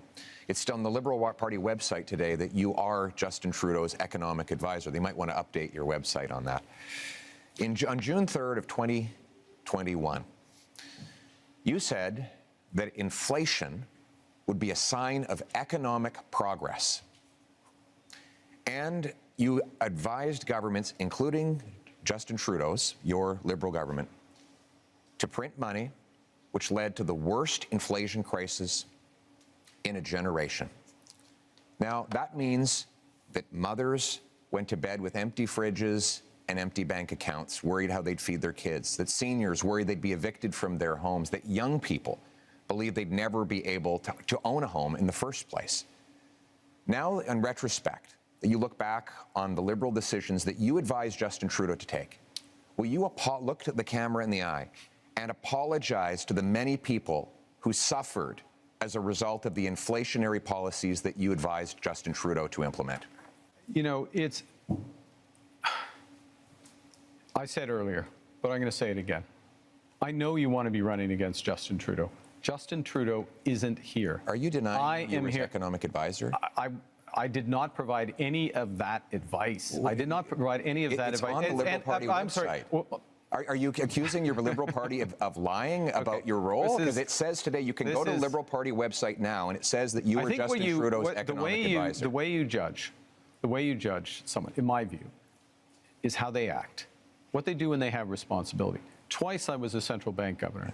And in both cases, if I may, in both cases when I was responsible for inflation, inflation was less than 2%. I'll add that when I was here responsible for the Bank of Canada, inflation was less than 2%.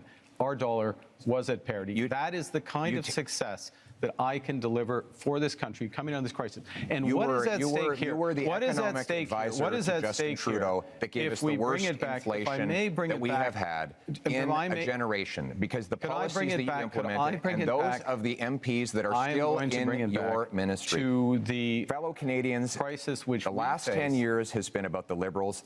The next 10 years should be about you. And that's time. Mr. Carney, good news is the next question is yours. Well, I'm going to ask myself a question. Actually, I'm going to ask a question which has been troubling me. And it's troubling me because, you know, we are in a very dangerous and divided world. Who is it to? I'm going to ask a question of Mr. Poilievre. Why not? We're in a dangerous and divided world. We talked earlier about the challenges in the Middle East, the threats from Iran, threats from Russia, Russia's aggression in Ukraine. We have the threats from China, which I raised.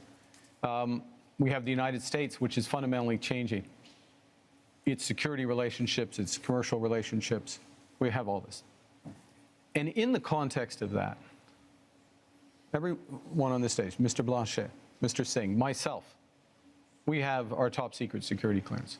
We have our top secret security clearance. I got mine within 3 weeks. It wasn't hard, but I felt it was important that I had it so I could be in a position to be informed about that dangerous world and take decisions at. And Mr. Poilievre, it is now 950 days, if my numbers are right, since you've had the opportunity to get your top secret security clearance, and you've refused. Why? Well, first of all, I have got my security clearance when I was a minister. I got top secret clearance at the time, so there's no problem getting that. But when the government made this recent offer, they said that if I got the secret security clearance briefings, that I would be gagged under the security law, and I could be prosecuted if I spoke freely about matters of foreign interference. Now, given that Canada has experienced Chinese interference by Beijing, the government of China, in 2 consecutive elections, I needed to do my job to speak freely without fear of prosecution. And that was not something I would be allowed to do. Even Thomas Mulcair, the former leader of the NDP, said that when he was the leader of the opposition, he never would have accepted the kind of gag order that your government and Mr. Trudeau's government was attempting to impose on me. And it's good that I'd made that decision, because it has allowed me to speak freely about things like the case where one of your candidates, sir, actually said that he wanted to send a political opponent to China under a bounty threatening his life or imprisonment, and you refused to get rid of him. Now, it might have something to do with the fact that you went to China not long ago to get a $250 million loan for your company. But the reality is you refused to stand up for a Canadian who was being threatened by a foreign government. And I was able to speak freely on that matter because I refused the gag order that the Liberal government attempted to impose on me. Well, there's a couple of interesting things. I think people at home have seen a robust debate here, and it's been a robust campaign, and it has not stopped Mr. Blanchet or Mr. Singh at times during his campaign by making challenges with respect to these issues. So one can address it. I will observe, as someone with the top secret security clearance, that China is not the only country that is accused of foreign interference. And gentlemen, that is time we'll leave for it the at segment. That's our time. Now, closing statements are still a few minutes down the road, so we have a little bit of time for some quick hit Q&As for each of you right now. Short questions, 45 seconds, please, on the answers, and we're going to go left to right as I look at you right now. Mr. Poilievre, you get the first question. To the best of my knowledge, you have not offered a hard timeline, as the other parties have, to meet Canada's NATO commitment of 2% spending on defence. When would you hit that target? My aim will be to 2030. That said, when we renegotiate our trade deal with the U.S., I know it's their priority to see us increase our military budget. One of the things I will say to the Americans is the more free trade, tariff-free free trade we have, the faster we can rebuild our military in Canada and reassert our sovereignty. And we will use that money to have heavy icebreakers in the north, Poseidon aircraft, fighter jets, a new base in the north, double the Arctic Rangers, fill the vacancies in the armed forces, and rebuild the warrior spirit that characterized our military since the birth of our country. We will rebuild our forces, and we will stand behind our veterans. Thank you, Mr. Poilievre. Mr. Carney, your question. You have cut both the consumer carbon tax and the capital gains tax increase that you inherited from your predecessor. Is that an admission that the Liberals made life less affordable for Canadians? I think let me give you the rationale behind both of those changes. First, with respect to the consumer carbon tax, in effect, it'd become too divisive for Canadians. Canadians received rebates. On the whole, they received more than the tax actually was, but some had represented that it was a tax without a rebate. It became divisive. It didn't serve its purpose. It made a relatively modest contribution to overall climate goals. I got rid of it. First act made Canadians whole. Secondly, but with respect to the capital gains tax, it's come up again, I'll be quick. This is a fundamental issue. We need to build this country. Builders, innovators, entrepreneurs need to be rewarded. That's why I brought it back. And that's time. Thank you. Mr. Singh, would you change the existing cap on immigration? I've said that the level of immigration, first of all, we need immigration. It's fundamentally important to our country. And we speak to any small business owner, you speak to people here in Quebec, you speak to farmers. It's fundamentally important. A couple of things, though, we know we need to be able to set the amount of folks that we welcome to our country at a level that it meets our needs. So I would ensure that we've got an expert panel that makes that determination based on our economic needs. We also know that we should be very clear that the lack of investment from Liberals and Conservatives resulted in the fact that we have a shortage in housing. That's something that we've got to fix. I should also point out that if you are worried about the cuts being proposed by Liberals and Conservatives, vote for New Democrats. We'll fight back to protect Canadians and make sure that we've got the right immigration levels. Thank you, Mr. Singh. That's time. Mr. Blanchet, Quebec, I believe, is now the only province with a carbon tax. Do you think that's fair? It's not entirely true. It's not a tax. What Quebec has is a system by which we invite big emission companies, I don't know how to translate that, to reduce their emissions. If they do not, then they have to pay. It goes into a fund which is invested then in reducing emissions. Our partner is California, which makes this a huge deal about reducing emissions. This is what we do. This is to be compared to what Europe does. And by the way, Europe would impose tariffs on Canadian oil if it ever got there. We're quite proud of that. And we have to be responsible because this is much less expensive than doing nothing to fight climate change. That's time. We're going to do another set of quick hits here, left to right again, and 30 seconds this time. Monsieur Poilievre, you've previously promised to defund the CBC as one of your very first acts as Prime Minister. Is that still the plan?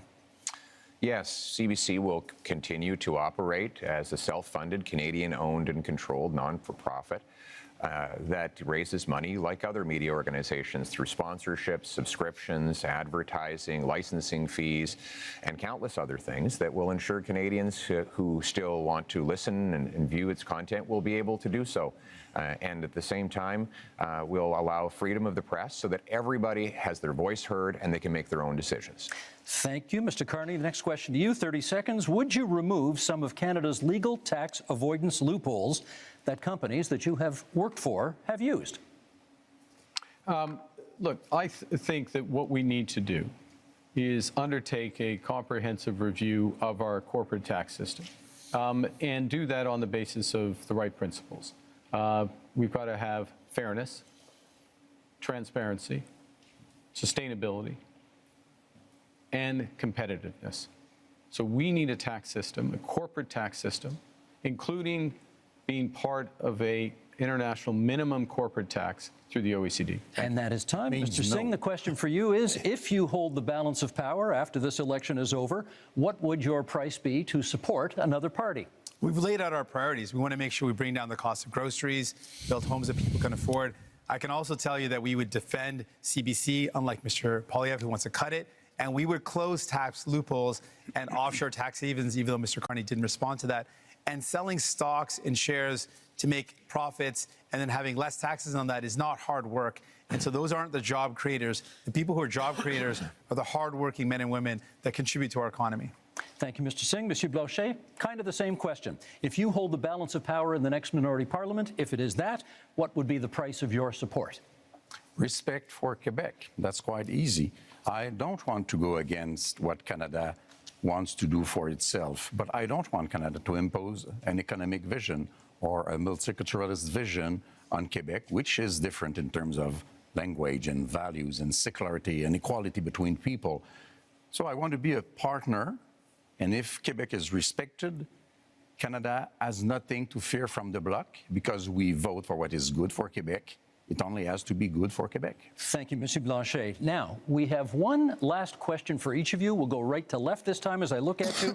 Bit of an offbeat question. Monsieur Blanchet, what is your biggest regret during this campaign? That's a very good question. I'm not very fond of regrets, I would say, but we should have started sooner to see that we had to create the environment for a deal in which Quebec and Canada would be, one bigger than the other, but partners to be stronger in front of Mr. Trump and showing that maybe nobody here is the partner to let go alone without being surveyed or controlled or supervised by a Quebec voice. Thank you, Mr. Blanchet. Same question, Mr. Singh. Your biggest regret of this campaign? Not being able to meet as many people as I would love to have. It's a short campaign, and so I can't get to as many communities that I wanted to. I think one of the honors of my job is to be able to meet people and to hear their stories, and then to take their stories and concerns and bring them to Ottawa and to fight for those people.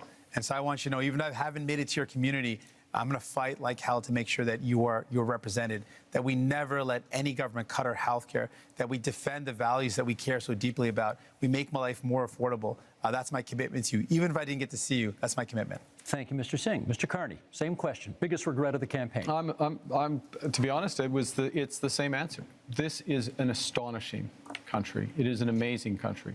And the opportunity and the responsibility that comes with it, of being with Canadians, hearing their stories, their challenges, drawing strength and ideas from them, and working to be part of the solution is the greatest honor of my life. But the regret is that it is also a big country, and it is a short period of time. Mr. Poilievre, last word to you. I actually agree with these two gentlemen. I had a rule that at all my rallies, even when they're really big, I would stand in front of a flag and greet every single person and hear their stories and learn their struggles. And that was always touching to me, that they would put their faith in me or in any of us. Yeah. But we've been in such a rush because we have to get off to the next event, so we haven't been able to stop and do that. And I want you to know out there, I haven't forgot about you. Thank you.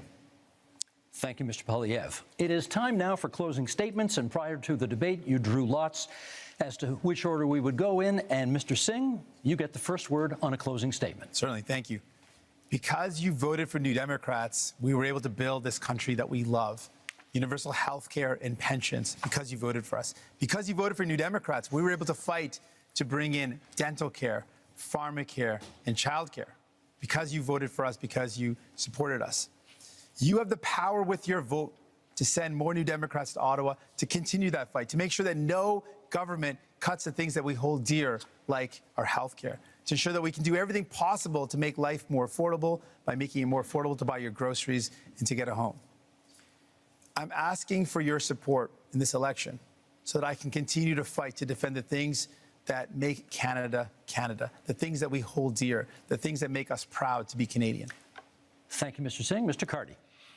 We are facing the biggest crisis of our lifetimes. Donald Trump is trying to fundamentally change the world economy, the trading system. But really what he's trying to do to Canada, he's trying to break us so the U.S. can own us. They want our land, they want our resources, they want our water, they want our country. And we're all going to stand up against Donald Trump. I'm ready. I've managed crises over the years. I've built strong economies. We will fight back with counter tariffs. We will protect our workers and those businesses, and we will build the strongest economy. We will build Canada strong. I'm asking for your support, the honor of doing so. Thank you. Thank you, Mr. Carney. Monsieur Blanchet. For 260 years and a little bit more, les Français, devenus des Canadiens, devenus des Canadiens français, devenus des Québécois, you have tried to have them become Canadians like all Canadians. But to no avail, we are different. So let's be economic partners. Let's have a voice chosen by and for Quebecers, an ally for Canadians as equals in front of Mr. Trump. Monsieur Poiliev. Only in Canada could someone start where I began and get to this stage. I was born to a single mother and adopted by school teachers who raised me to believe in the incredible Canadian promise that anyone who worked hard could do anything. That promise feels broken today. Many of you worried about paying your bills, feeding your families, or ever even owning a home. You're worried your kids are in danger. But I'm here to say it doesn't have to be this way. With change, we can restore the Canadian promise so that hard work gets you a beautiful house on a safe street under a proud flag. We can do it with hope for a change. Gentlemen, thank you for a very spirited debate tonight. 2 quick points before we go. Number one of you celebrated your 60th birthday yesterday on this stage. Yves-François Blanchet, bon anniversaire. Bon anniversaire. Merci beaucoup. Merci. Secondly, you'll notice we didn't have to change the time of this debate because the Leafs already clinched the Atlantic Division title, and therefore we didn't need to move the debate to accommodate a hockey game. I'm getting back at my colleague who was in this position last night, and okay, go Habs go, that's fine. With that, we're done. Thank you, leaders, for being here tonight. We are just 11 days from Election Day, April 28th, but there are many ways that you can cast your ballot starting tomorrow at advance polls. If you intend to vote by mail, that deadline is April 22nd. Make sure to check your voter card for details or contact Elections Canada. This is your democratic right, and we hope you use it. Thank you so much for being with us tonight. I'm Steve Paikin. Good night from Montreal.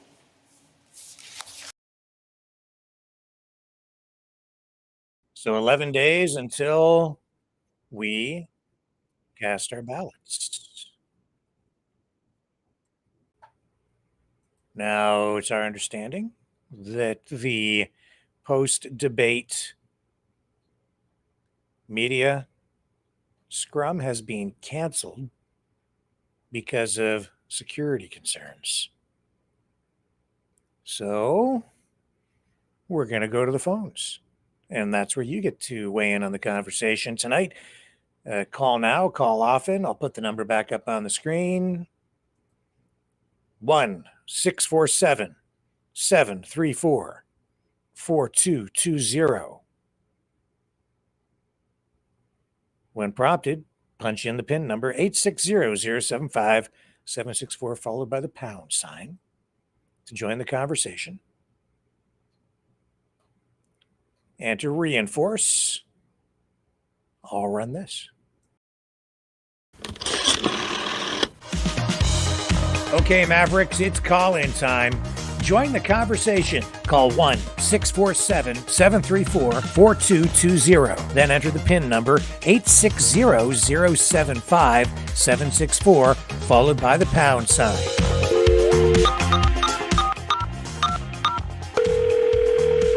Exercise your right to free speech. Call 1-647-734-4220. Then enter the PIN number 860-075-764, followed by the pound sign.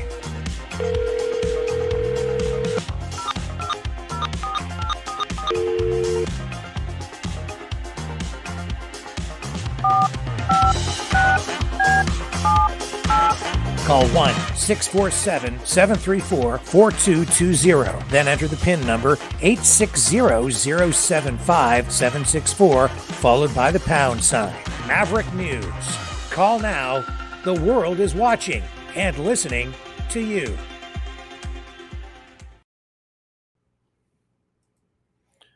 We are ready to take our first caller of the evening. One moment while we get everything flowing through the system. And now you are up on the screen and broadcasting worldwide. Hello, Sir John from Alberta. Rimby John, we're for feeding worldwide, are we? What a debate, bro. What did you think? It was good, bad, ugly? Was it that what? I found it very enlightening, very interesting. Mm-hmm. Was there a winner? Were there any knockdown, drag him out punches thrown? I didn't think so. I thought it was mild-mannered, typically Canadian. I thought that everyone was far too polite because it was very Canadian. It was respectful. It was too effing respectful. Too effing respectful is what it was from a United States of America point of view. I really thought I felt, of course, I'm Western Canada. I felt there was a clear winner there, and I think it's Pierre Poilievre, hands down. I think Jagmeet Singh kind of held his own, and I think it's not that we don't like elitist Coleman Prime Minister Mark Carney, but I thought it was almost like the last debate with Trump and Sleepy Joe Biden. I think Coleman Prime Minister Carney threw Pierre Poilievre some real openings there, and I thought Poilievre made some real major inroads. I think Jagmeet Singh is a write-off. I respect in that. Let's get our friend Dragon on the line. Where's my Hydro-Quebec check in the mail for Alberta? He's afraid of you because you're always attacking the people from Quebec. I thought the next closest person I identified just so I can acknowledge that we do have another caller on the line who just joined us here. Well, you got yourself a beautiful dragon. You are just a sucker for punishment, aren't you, Mr. Quebec? This is perfect timing, Dragon. Oh, great. Perfect. Alberta You came in the back door. Here we go. I really thought that this Dragon, the second most colorful person I identified with was with your block guys from Quebec. At least you guys are honest about Quebec first. It's all about Quebec. It's always been. It's steal from the West and take the rest. And that was no different today. I love his honesty. I really identified with his honesty. And you wonder why Alberta's taking a page out of the book of Quebec 50 years too late. It was very enlightening. Thanks for running it, Rick. I'm enlightened. I love it. So what did you think, Dragon? Was there a winner in this debate tonight, or just give us your thoughts? Well, how can I put that? I will tell you that on my perspective, Poilievre did win a few points, and I think... And I just need to pause to acknowledge we have another caller on the line. So you're up and live, so no swearing in the background, whoever it is that just called in, but we'll go back to Dragon and let you finish your thought.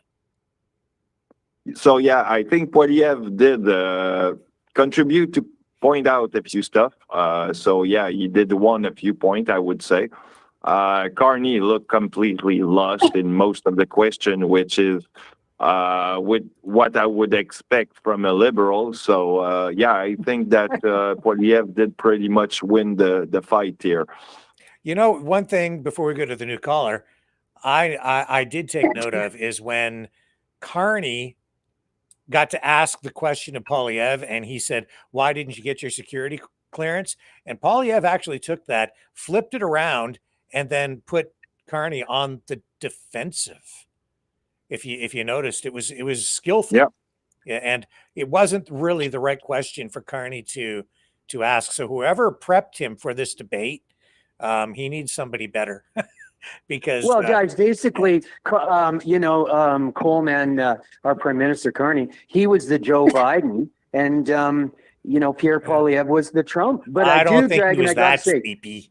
No. Well, I do have to say, Dragon, I really have a lot of respect for the Bloc in Quebec, because I think the second most honest person on the debate tonight was your separatist Bloc guy. And I appreciate his honesty, because we feel the same way in Alberta, bro. We've just been 50 years coming to the party. We're playing your strategy book there now, bro. Hey, well, hang on. We've got the new caller. Let's listen to this. Who's there? It's Isabel. I thought so. Hello, Isabel. Yeah. Hi, John. Hi, Dragon. Hello, Isabel. I think Blanchett did a good job. Blanchett. I think he did a really good job.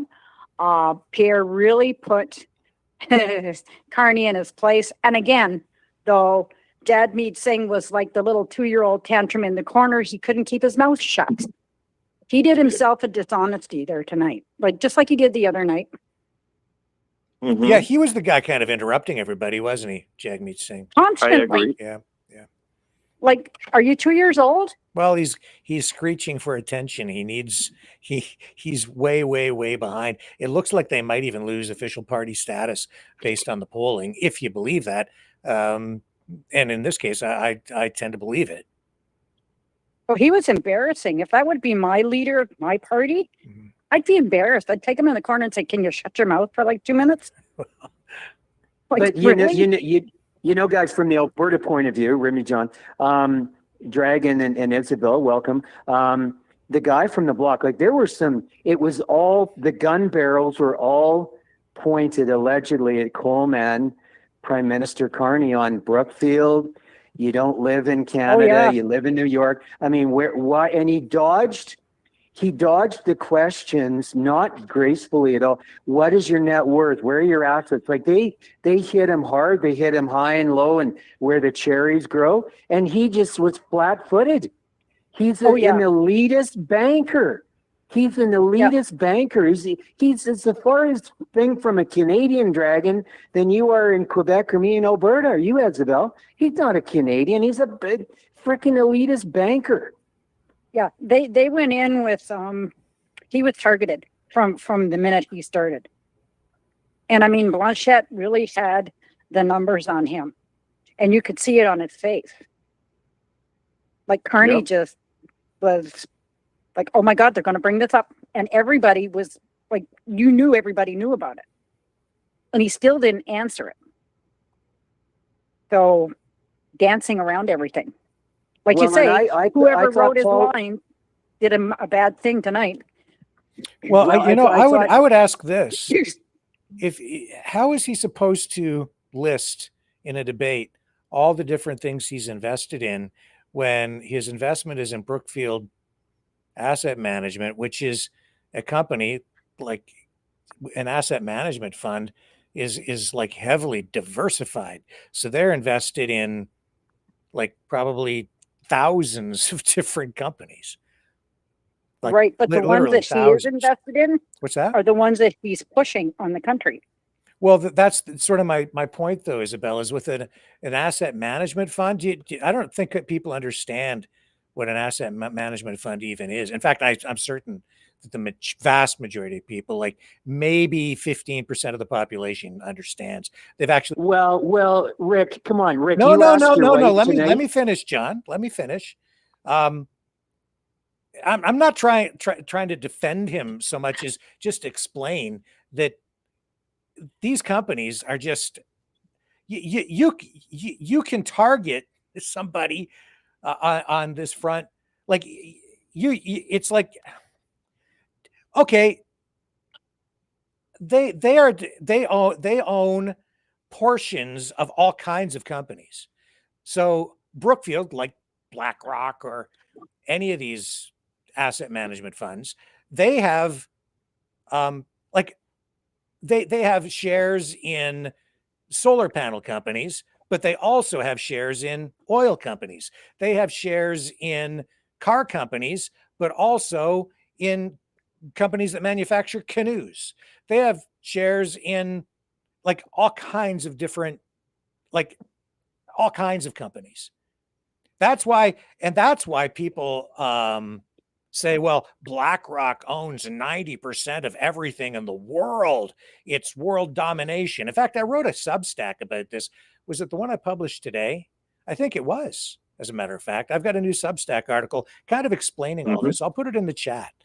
So it makes it really, on the one hand, you can criticize him for, as you are, John, saying that he's the coal man, Carney. And yet on the other side of the equation, you can accuse him of being so pro-environmental that he's a radical leftist environmental extremist, because he's got assets like investments in solar panels and in coal and in oil and in nuclear and in like all kinds of different energy and wind. He owns, like, they've got it all. But they don't Rick, own all what's the he companies. hiding? What's he hiding, Rick? What is Coleman, Prime Minister Carney, the global banker elitist from Britain and Canada? What's Polyev hiding? What is he hiding? What's he hiding? What are any of them hiding, John?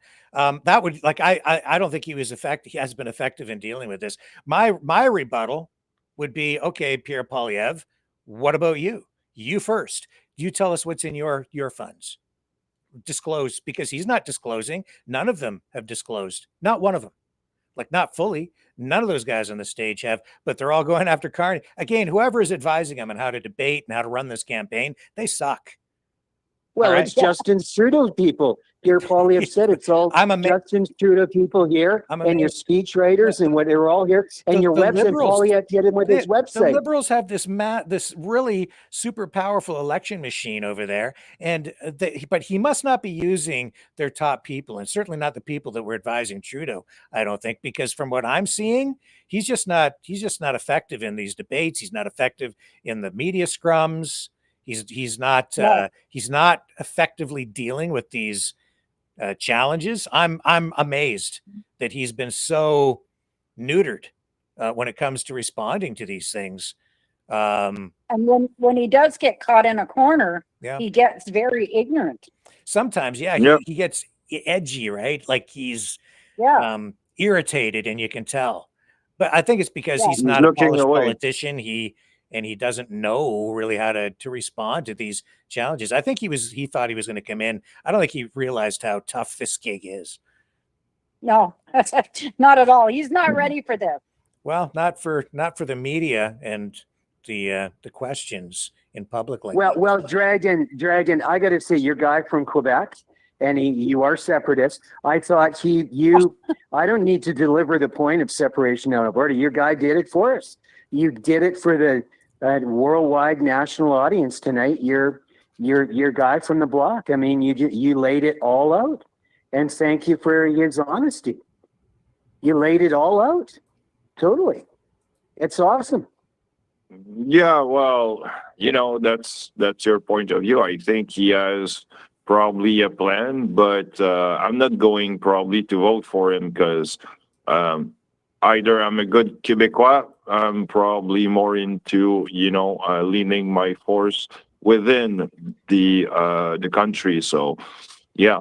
And the other part is, well, I will say one thing I did like from Dominique Leblanc is that he did at some point put out where he likes the ideas of others, where he can probably works with others on certain plan.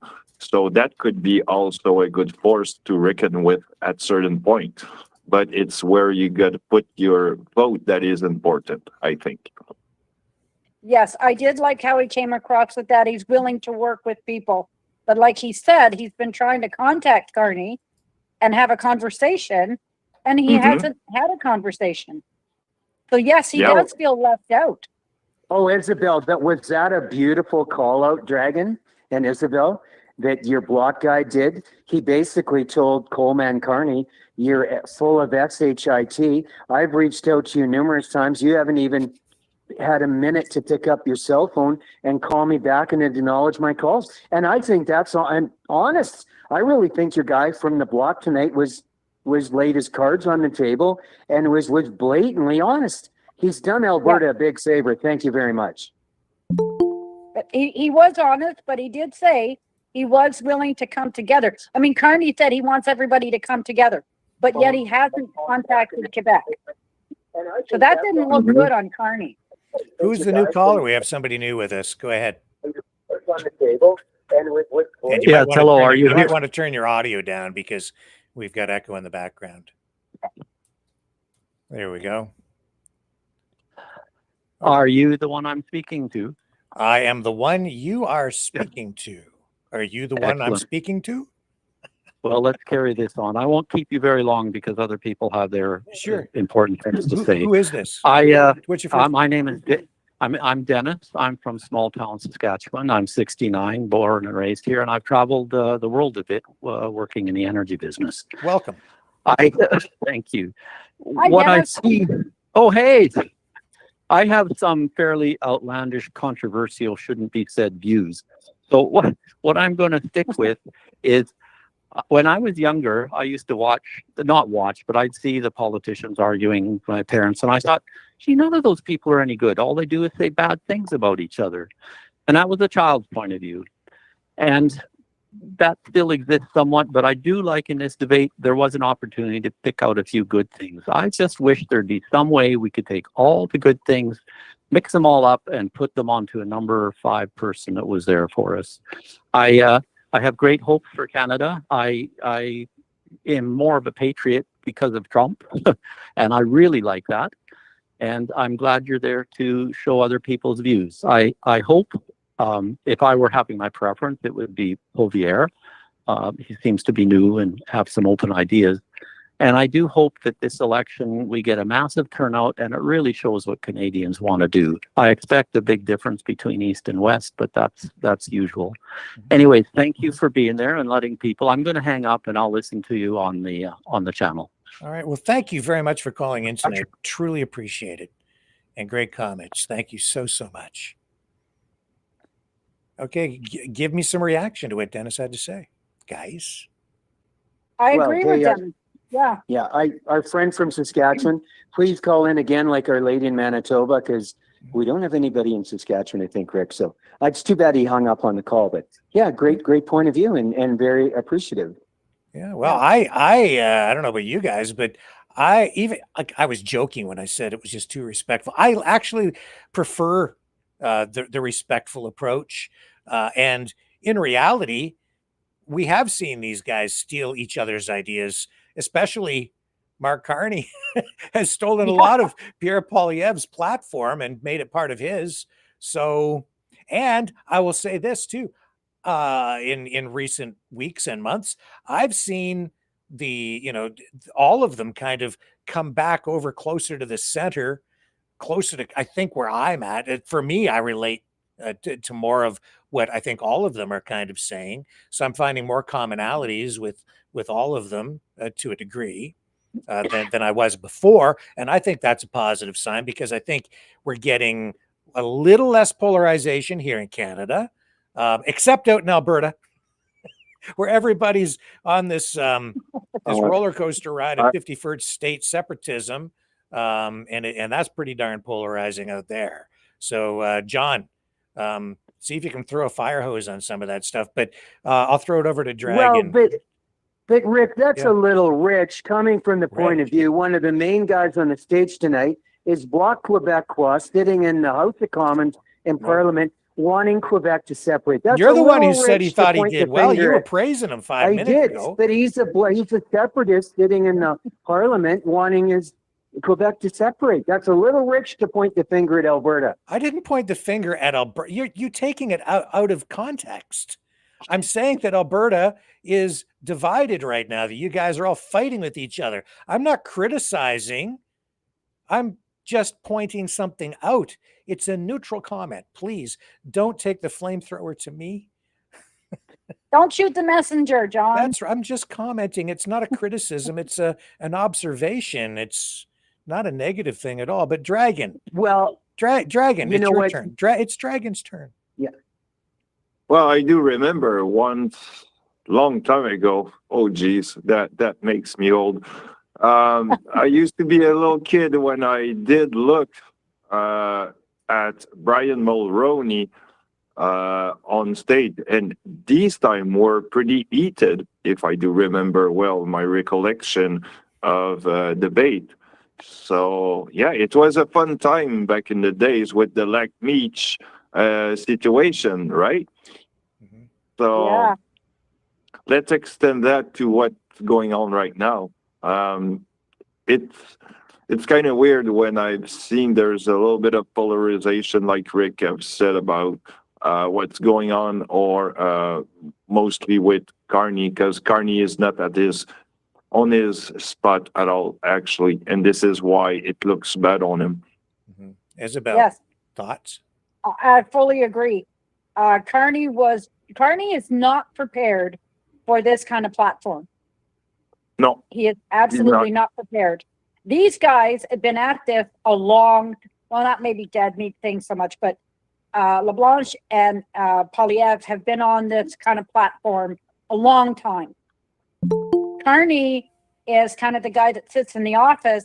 He's never had questions like this thrown at him, so he's not prepared. So in my eye, if he's not prepared for a debate like this, how can he be prepared to run a government and a country? You know, I don't know. You could also argue that these other guys are career politicians, and Carney brings a wealth of experience from the private sector, and certainly as the governor of 2 central banks, there's a whole lot of experience on the economics front there. He is a real, like, one of the world's leading economists. There's no, you can't deny that. 2 new callers just joined us. Who's on the line with us now? Hey, Rick, it's Chris. Hey, and who's the other caller? How are you? I'm great. Who's the other caller that just joined us? Hey there, Rick. This is Brett Boyle calling also from Alberta. I know Dragon. Dragon needs to come over to my channel quite a bit. Okay, I'm gonna throw it over to Chris because she did call in first, I think. So go ahead, Chris. Oh, I'm just calling to say what I thought about the debate. Yeah. Carney is boring. Dagmit has a big mouth. Poilievre, I knew Isabel would laugh at that. And Poilievre, he's like AI. He just keeps repeating the same thing over and over and over. But I have to say, the Quebec guy, I actually did like, I'm with John. I did like what he had to say tonight. I think he brought up some good points and he seemed very honest about it. So I think the winner tonight, I'm going to throw that at Quebec. Really? Okay. Well, Yeah. so are you gonna move to Quebec so you can vote for him? No, because they don't have no. any candidates running outside of Quebec, That's right? right. So Well- like they're hey ho ho. The rest of Canada's got to go. Yeah. I mean, good for him for having a voice there tonight and last night, and good for him. I kind of like when he started to call out Carney a little bit. I mean, Carney just got attacked tonight, and you're right. Carney has no, he's got no people skills for talking, like talking to crowds, and then he gets angry if you annoy him, he gets angry really quick, and I'm noticing a lot of that in him. Mm-hmm.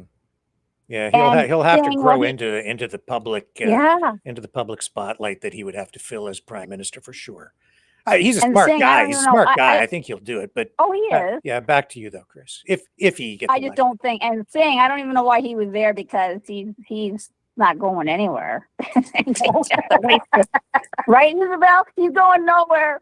Oh, he's going somewhere. He's going down the toilet. Okay. Well, I don't want to say that, but you're right. All right, let's throw it over to our new caller from Alberta. Go ahead. Okay. You're from Alberta, or were you from Quebec? No, I'm actually I was born and raised in British Columbia, but my family's been in Alberta since my family has been in Canada. So I've spent half my life in BC, half my life in Alberta.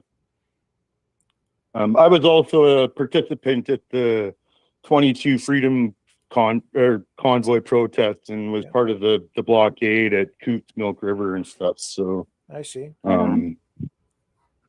Yeah, I actually what I really came up to say is I had to disagree with one of the previous callers and some of your panel guests or fellow call-ins. Pierre is not new. Pierre is a career politician that started working in his 20s under Stockwell Day in the Okanagan in Kelowna. That's right.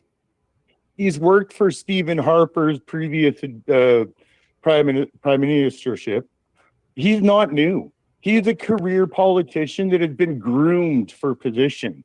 He's not new. And there's a lot of people, especially in Alberta, that seem to forget that conservatives like Michelle Rempel are WEF World Economic Forum.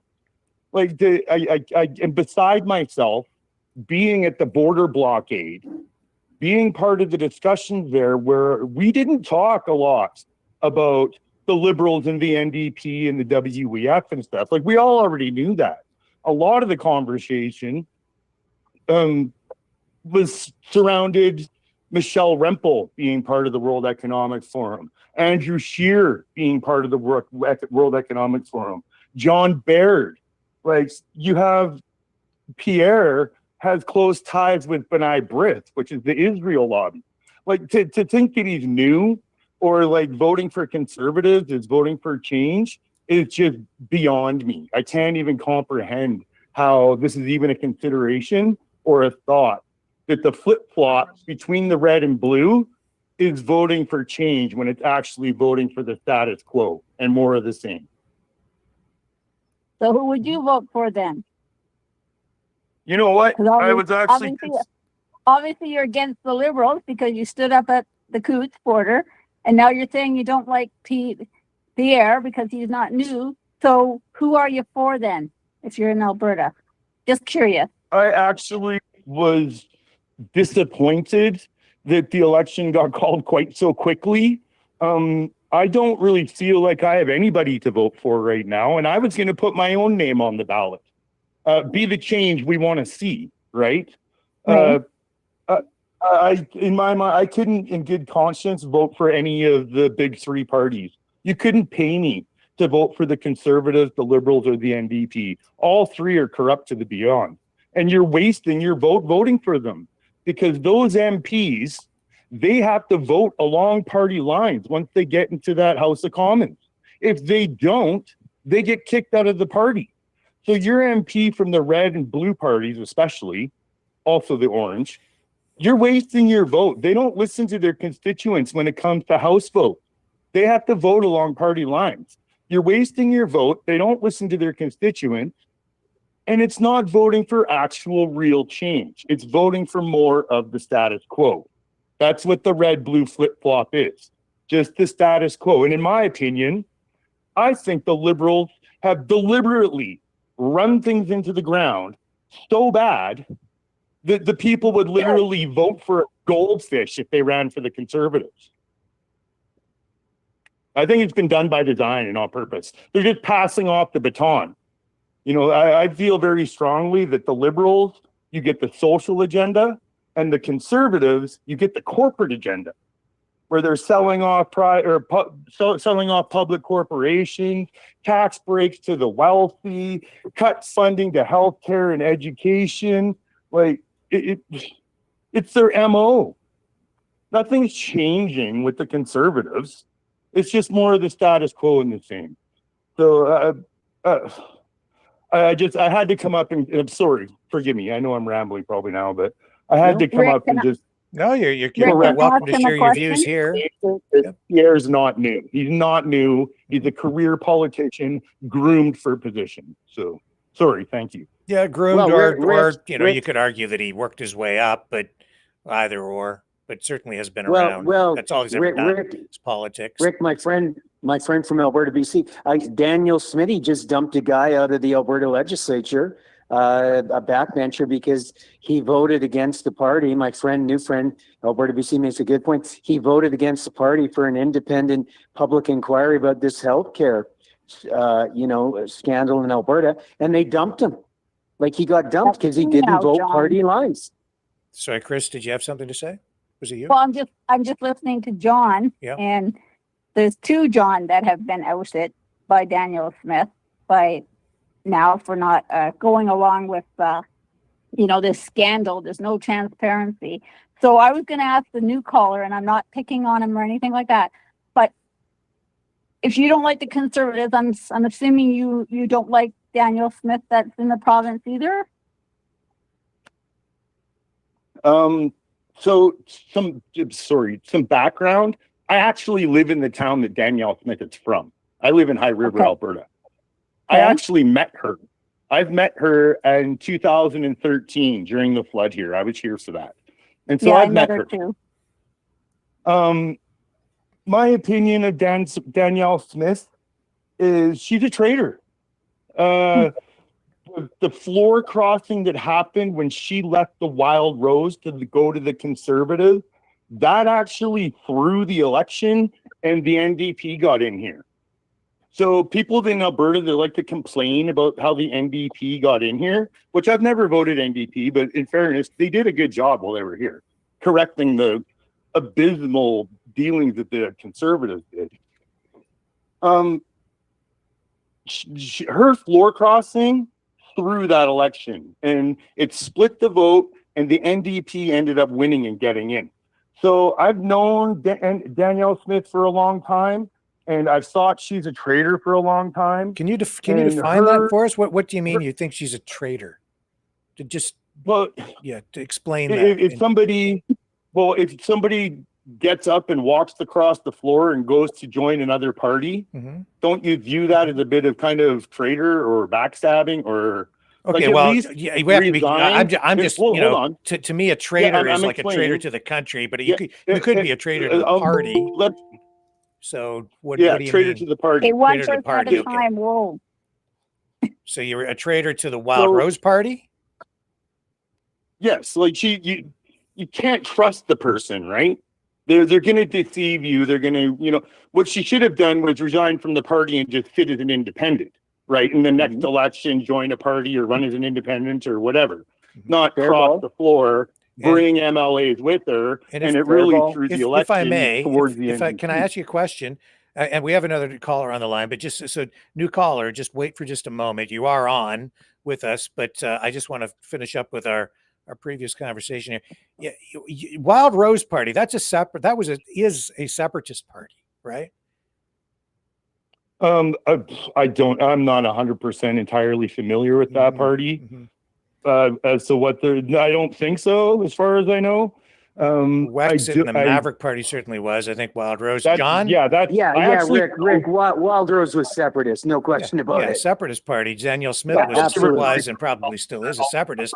So when you say she's a traitor, I mean, there's a few layers to that because one. Now. Yeah.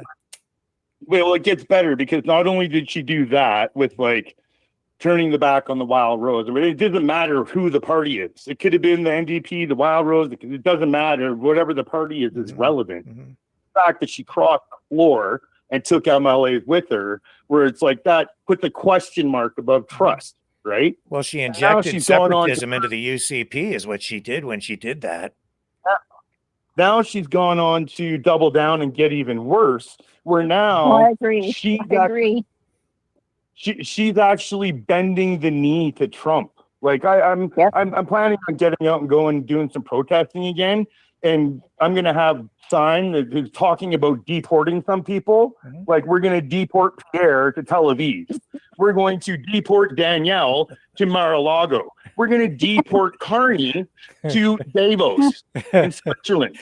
So this is where we need to deport some of these people to where their masters and owners and controllers are. Like, let's send Pierre to Tel Aviv with more Lansman. Like, let's send Mark Carney, Michelle Rempel. Like, Chrystia Freeland, they can all go to Switzerland, to Davos, to be with the World Economic Forum buddies. These are where these are people we need. Isabel, there's a whole bunch of T-shirts for you to make right there. There you go. Yeah, come on, we need t-shirts as well. That's pretty good. So, Actually, what was your name again from Alberta? Yeah, pardon me? What was your name again? Brett Boyle. I was in your chat there. So are you? So you're not a separatist? You're not in favor of? No. Right. You know what? Yeah. You brought up the Maverick Party and Jay Hill. Yeah. Yeah. Jay Hill, I actually know personally. I used to date his daughter, and rest her soul, she actually passed away. Oh. And she actually got me a tattoo for my 21st birthday of a Canadian flag on my shoulder. So it strikes me personally as really, it's some kind of weird irony, craziness that the head of the Maverick Party, who's trying to run a separatist thing, actually his daughter got me my Canadian flag tattoo. I have another one on my butt that says "Made in Canada," and it strikes me as too crazy. much information, Brett. Yeah. The point of that was like, no, you know what?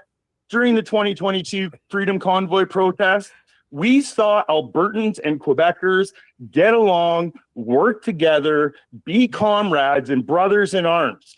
Now look where we are 3 years later with all this separatist talk and break up Canada, and it's gross. Yeah. This is not what I went and helped my fellow citizens shut down an international border for. Not at all.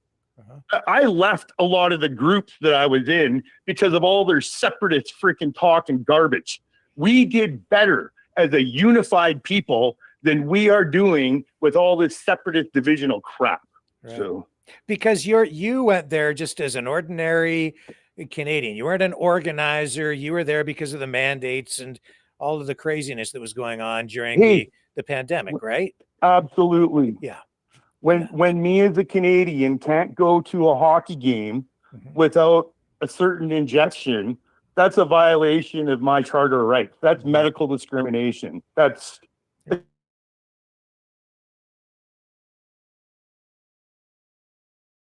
stood up for a lot of other countries. I've been pro-Palestine since before there was an internet. Like I'm not new to the freedom game, and I'm not new to the censorship game. And it was like, I can finally go protest for my own country instead of, helping everybody else. It's like, wow, my own country's in trouble. So yeah, but you're tired and concerned about the separatism that you're surrounded by out there in Alberta. Oh my goodness. Oh, it sounds familiar. The political climate in Alberta right now is like nothing else in North America, I swear. It is crazy. Everybody's all over the map, all over the place. And it is concerning. It's a very much, divide and conquer. And I think that there are definitely aspects at play where they're trying to divide and they are trying to conquer. And the people that just are buying into the propaganda and going along with the current thing, they're not thinking things through. Yeah. So I feel I think it's a real kick in the nuts to a lot of us that went to that protest and the border blockades in Ottawa and stuff, where you saw the Albertans and Quebecers getting along so well, working together, the camaraderie to just flush it all down the drain. Yeah. It's a real kick in the gut. And Chris, you had something you wanted to ask, Brett? Thank you. I just wanted to say to Brett that I'm also in Alberta, and obviously Rimby John is in Alberta, so there's three of us on here tonight from Alberta, which is cool. I feel the same way you do about Daniel Smith. I actually was talking to Rick today, almost the same. It's kind of weird this is coming up tonight, but I feel the same way. I'm very concerned with what's going on with Daniel Smith. To me, it feels like it's getting a more dictatorship province all the time. We're getting division. It's just crazy what's going on here. And I agree with you 100%. I feel exactly the way you two. I don't know how John and Rimby feel, but I feel the exact same way with Daniel Smith right now. Do you think because of all this division, I mean, I'm sure Trump is sitting down in the States just waiting for the fallout. Well, I agree. I think he is. And you know what, Isabel? I don't want to become the 51st state. I don't want Alberta to separate. I'm proud of being a Canadian. I'm proud of all of Canada, even Quebec. I'm proud of everybody. You know what? And it's just, this division is getting out of hand. It truly is. Go ahead there, Brett. Go ahead. I really agree with that. And there's an aspect and perspective of the whole separatist thing that a lot of people, especially, forgive me, white conservatives are overlooking, is that this is treaty protected land. If you don't have the indigenous population going along with anything, it's not happening. Like you're living in a pipe dream. So without the indigenous endorsement on this treaty protected land, none of this 51st state crap is even happening. And it's much ado about nothing. People live in pipe dreams or whatever. So honestly, I think it's better if we all just stop that nonsense and again, recognize and give back to the camaraderie that existed at the 2022 Freedom Convoy when you had Albertans and Quebecers being together, brothers in arms, comrades. We were way, way, way stronger, united and unified, working as a team against, it's a class war, right? It's not a left versus right. It is not a left versus right. It is a class war. So and that's my opinion and thought. They stirred up the separation, which they thought was going to work during 2020. But what it did was it made the Canadians stand up arm in arm. And I agree with you, Brett. And I think they didn't like that. That's why they brought out the force. They didn't like that. That wasn't what they wanted to happen. And now there's an interesting development tonight, though, Isabel. I see that Chris Barber has filed paperwork asking for his charges to be stayed by the court because he says that he was given erroneous legal advice during the convoy. What do you think that means? Should I lay it out for you? Yeah. So Chris Barber, one of the leaders of the convoy,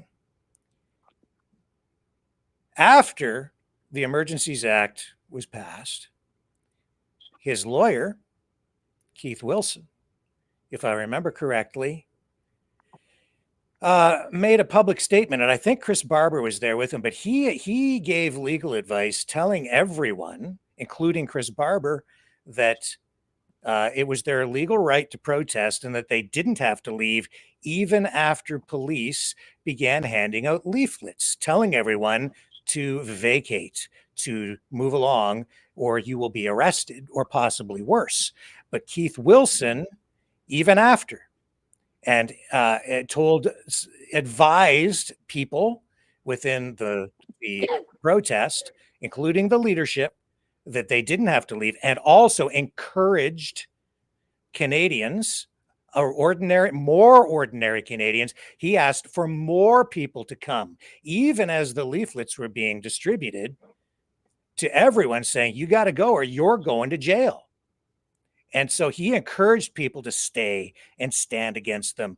But, the interesting thing about Mr. Wilson is that when people were getting the crap kicked out of them, I think he was, where was he? He was already back in Alberta. So he told everyone to stay, but then he left. And Chris Barber tonight, if you go to his TikTok account, you'll see that he posted a video because he might lose his truck. He might go to jail for 2 years if these charges are stayed. But, he got legal advice from Mr. Wilson, who told him, it's okay to stay. You should stay. Everybody should stay. But Mr. Wilson didn't stay. What is Mr. Wilson advocating for right now, Brett? What's he talking about? What's he on Rebel News? Well, you were saying about what's he been spouting off about lately? For the record, I am not a Rebel News fan at all. I'm not pinning this on you at all. This got nothing to do with you. This is a breaking news story tonight. because this was just Okay. so. I mean, I'm listening to all of this, and yet it seems to me that a lot, and I've laid a bunch of things out on this program because, like you, Brett, I was with you. I was an ordinary Canadian. I didn't go to Ottawa, but I was, engaged in live streaming to make sure that, we could show as much as possible because I'm absolutely in alignment with you, like so many other ordinary Canadians, but who wanted an end to the overreach of government at the time. But there were a few different groups of people who came with different motives. And Mr. Wilson advised not just the leadership of the convoy, as a lawyer, the most, I would say, the most visible, prominent legal voice of the Freedom Convoy. He told everyone, even as they were handing out leaflets, you should stay and more people should come.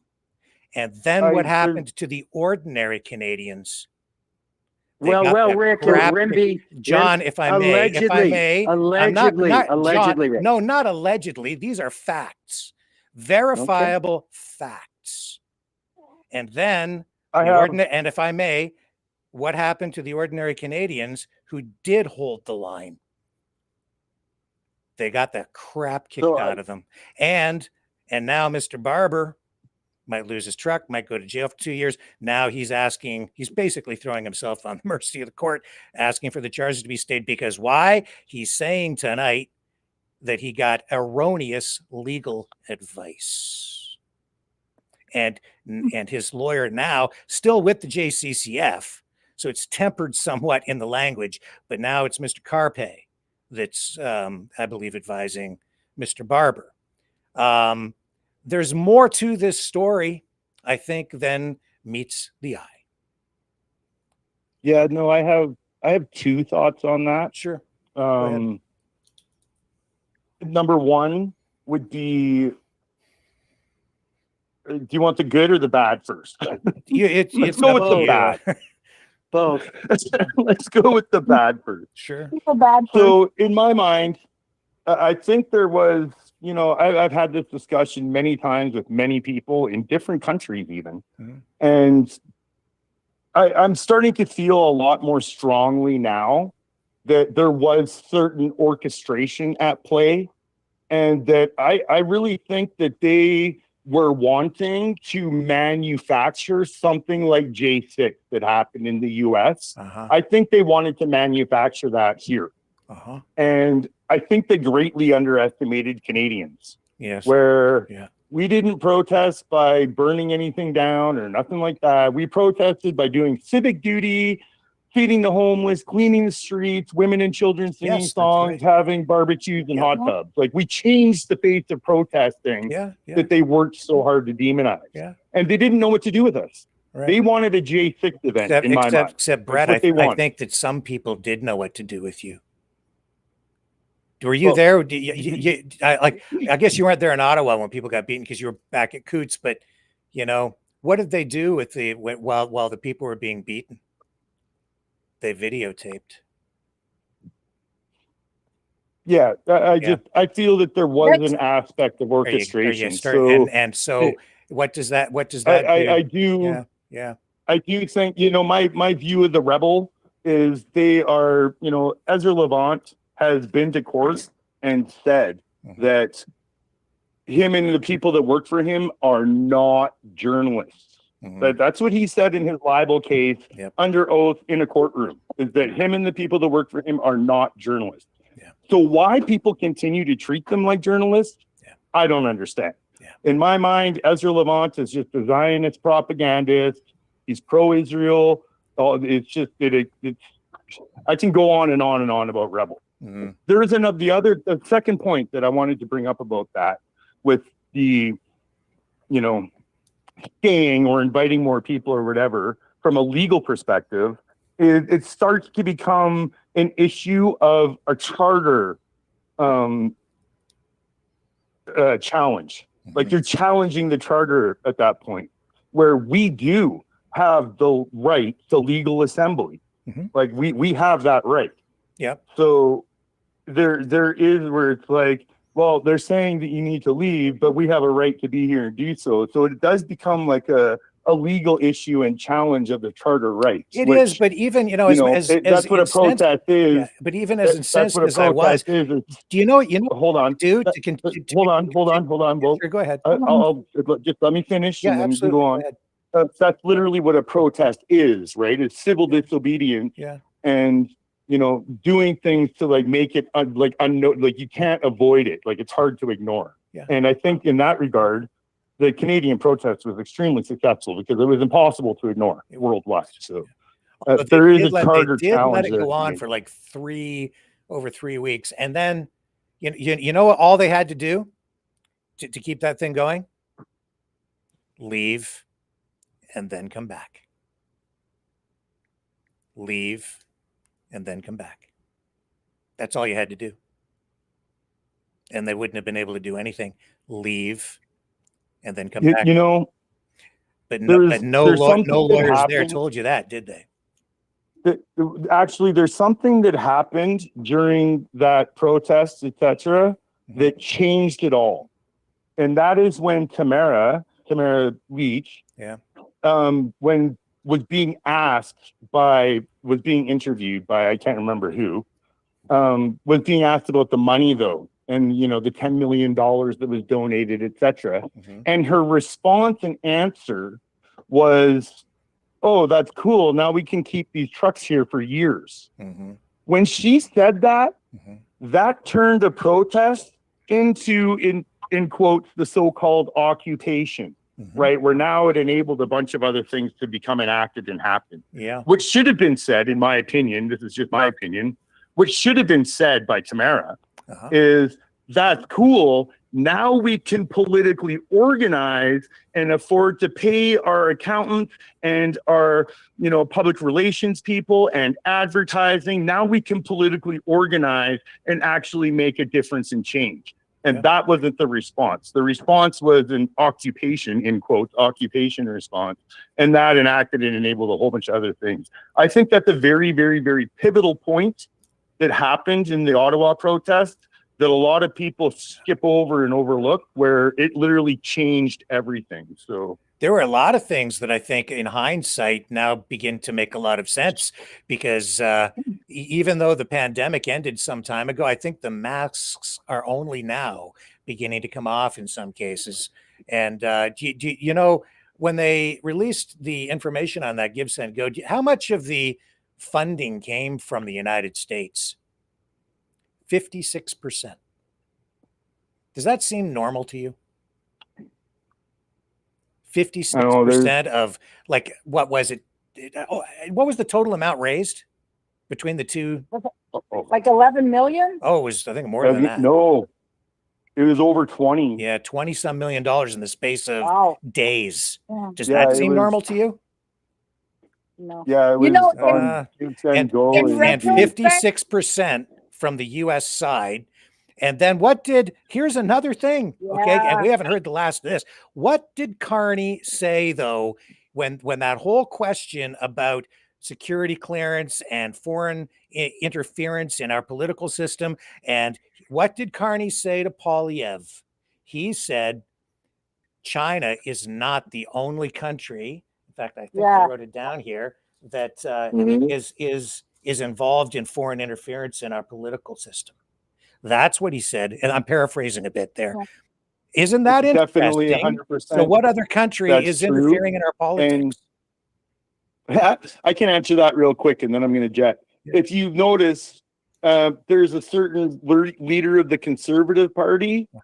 He likes to wear a kippah and give addresses to the country standing in front of an Israeli flag with a Zionist Melissa Lantzman behind him as his right-hand person, and he has to clear answer side. And don't leave yet, Brett, because there's another element to this.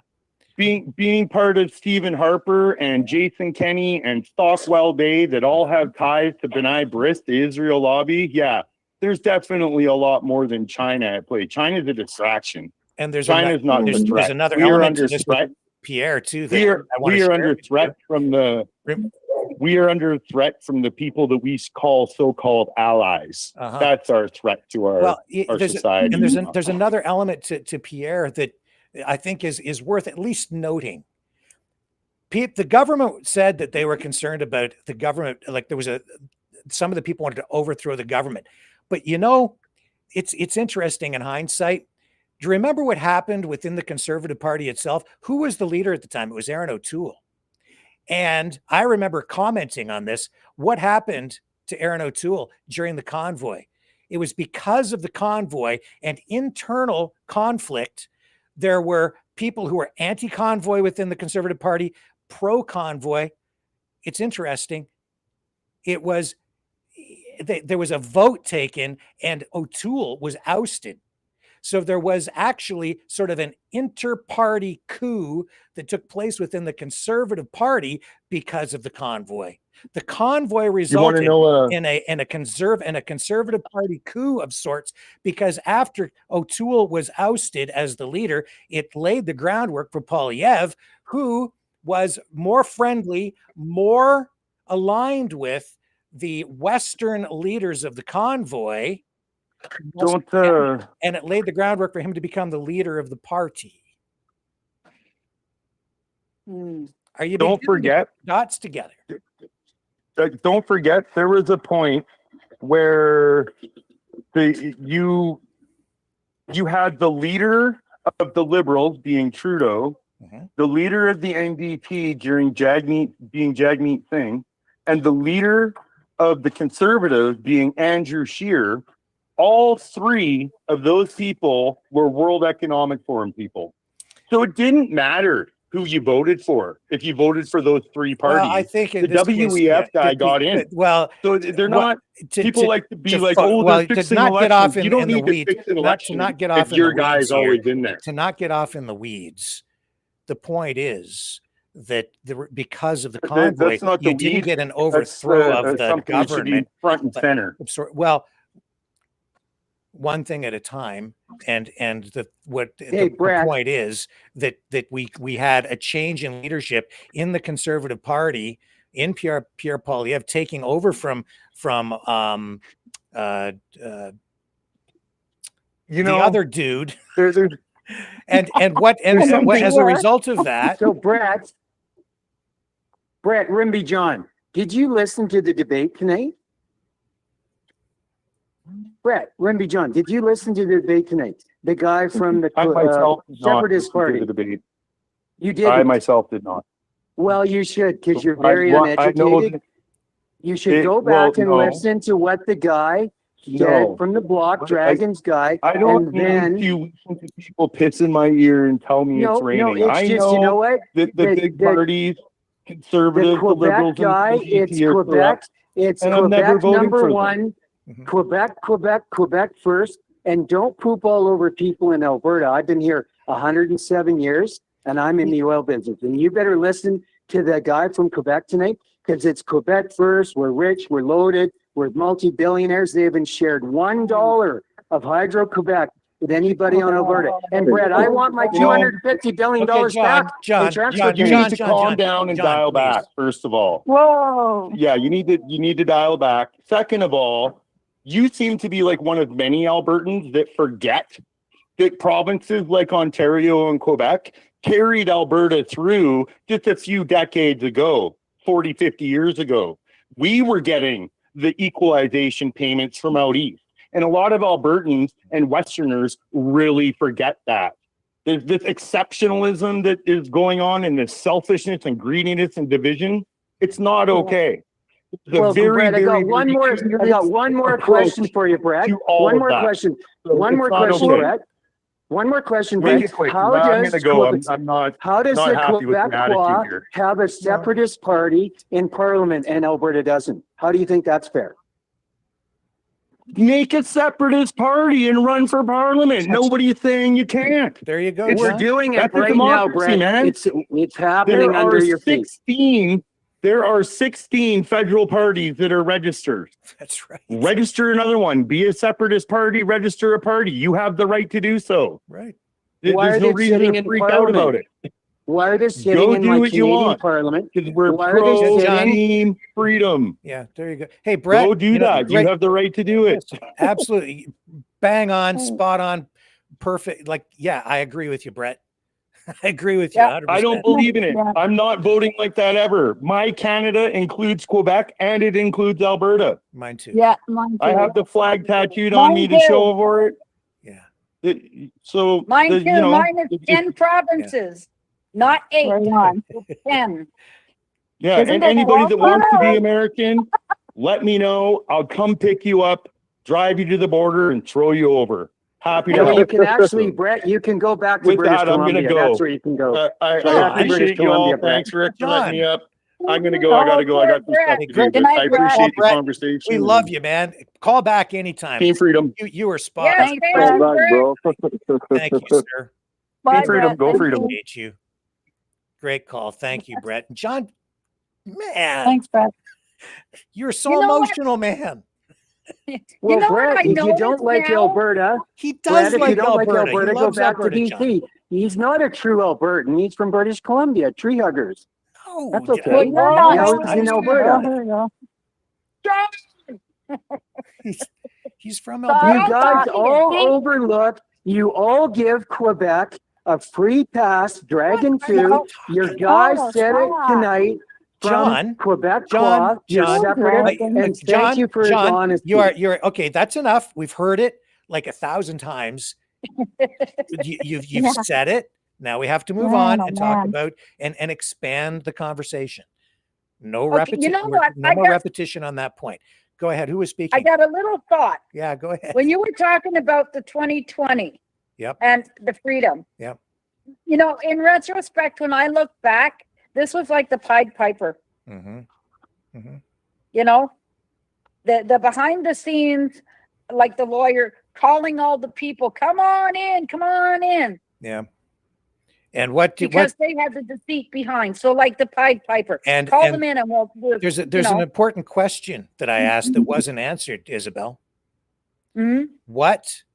So Keith Wilson encouraged more people to come, even as they were handing out the leaflets saying, you know, leave now or you'll be arrested or worse. And they saw the cops lining up with the jackboots and the batons to beat people. And he's still telling people you don't have to leave. He hightails it out of there. People get beaten. They have the video. Has Keith Wilson been talking about ever since? And what's he talking about a lot in the last couple of weeks? Separation. Yeah. Isn't that interesting? Yeah. Yeah. And what did Pierre Poilievre say after? In fact, I've got it here. Isn't it interesting? Because this all just came to me this afternoon. Not all of it, but this particular thing. I just happened to stumble on this because of the thing with Chris Barber. Here it is here. I stumbled on this, and I hadn't even really realized that Pierre Poilievre had posted this before, but I'm going to share it with you guys because this is another very interesting element to this. Look at this.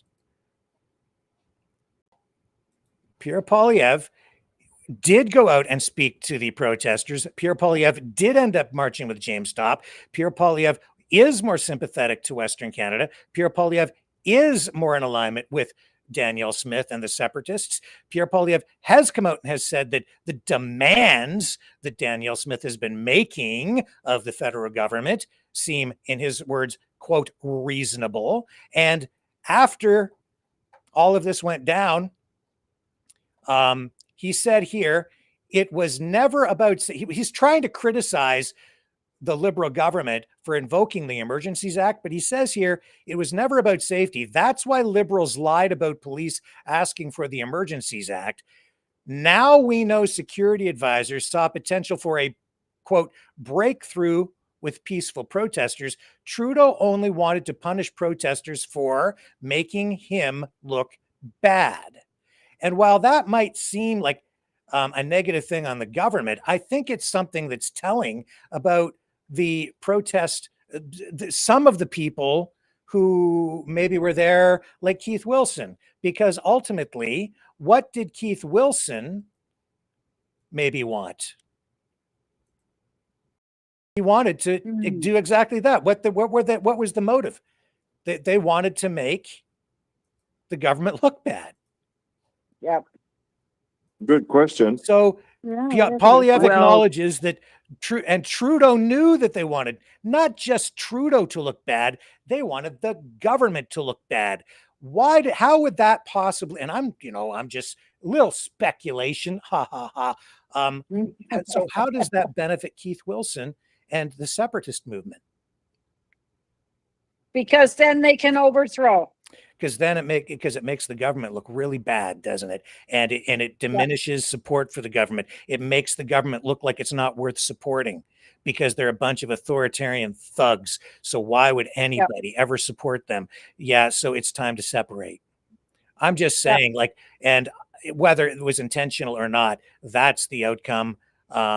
Very interesting, isn't it? The turn of events as they unfolded. So here's a guy advising everybody, a lawyer giving legal, people look at him for legal advice. He's the legal face. He's the go-to legal guy. And he's telling everybody, even as they're handing out leaflets, Rick Rimby, you're going to be arrested, and the lawyer is telling you, no, you don't. You don't have to leave. They can't do anything to you. You have a legal right to be here. You have a right to protest. You don't have. Actually, no. It was time to go, and legally, you had to go because you'd overstayed. And as I said, I think the real, and I'm not a lawyer, but my take on it would be, if you wanted that protest to continue, the trick was leave. Come on back the next day. Leave. Come on back the next day. You can keep going over and over again because that's the way the system works. But if you just Rick, occupy, then you get the crap kicked out of you. Well, Rick Rimby John, Keith Wilson represented Brian Peckford, the ex-prime minister down east. He on charter arguments and violations and COVID knockdowns and COVID and all that. He's a very, very honorable gentleman. Is he? Okay. Yeah, he is. And, I think we need to be a little careful here. I'm being very careful, John. You know what? Maybe I've been a little too damn careful over the last few years. Because is he not the one that was at the emergency investigation? Yes. And he was the one that was kicked out or was fired? No, there was Brendan Miller and there was a lady and there was Keith Wilson behind the whole inquiry with Justice Rollover. We got another rollover. Well, one more comment, Rick. Our friend from Kingston, Brian Howell, he went to John, you got to pause a minute because we got another caller calling in. Who's on the line with us now? Calling in from Eastern Ontario. How you doing there, John? I'm the guy you called a moron the last time you were on. And I apologize to you for that. Good. Yeah, so let's leave it at that, John. Here we go. Okay. Sorry. Who's calling to you that? No, we kind of drifted off from the debate here tonight, and we're back with the convoy and the protests and everything else. And my dad had a term for this. It's called fishing for memories. And what that means is you always go back to the same spot and you try to relive something again that was really great in your mind. Well, in fairness, I'm not doing that. This is a new development, a new news story tonight, and it is important, and that's why I'm highlighting it. But go ahead. Well, Rick, no, I mean this is on you, this one, but I mean, it all comes back. If we were to go back and listen to your shows 3 years ago now and listen up here, we were all about taking down the government. And that's the whole, it was pretty obvious right from the start of the whole protest that that's what these people had in mind here, was to come to Ottawa and bring down the government. And then on top of that, we had your Coots Cowboys, and it's too bad that Brent was off the line before I called in. And they were a rootin' tootin' bunch of cop shooting guys that were going to go down to the border and we were going to kill us some RCM police. And then we had another group in Windsor that decided they were going to hold up international trade until we got some pressure from the U.S. government to get things rolling again. Now, there's three elements there. It's not entirely about Ottawa. Fair Okay, enough. I'll Yep, that's continue true. there. Yep. And if the fault goes back to anybody on this whole thing, it was the Ottawa police force that should have got those guys out of there in the first week. And to make myself perfectly clear, I have nothing wrong with protesting. You make your point and then you go home. You don't hang around for 2 weeks or 3 weeks. You don't have bouncy castles. You don't put your kids up between you and the police. You don't put people in walkers up between you and the horses. You make your point and you go home. Yeah. Pretty powerful video, though, wasn't it? If you get my drift. Which video? Well, the video of the a little old lady with the walker getting trampled and the people getting the crap kicked out of them. And, you know, you see what I'm saying? Okay, well, why the hell, Rick, if you saw the horses there and you were protesting, would you put a little old lady in a walker right up at the front? Precisely. That's a very, very good question, isn't it? Maybe we should ask. We can ask ourselves all of that. I mean, I don't think we should ask ourselves. Maybe there's about how much. There's probably some key people that we should ask that question of. One, can you think of anybody here? Can you think of anybody we might ask that question of? Or I missed that. You make some polarization. No, are you? I'm trying to help everybody out here a little bit. JT? No. Who told everybody to stay?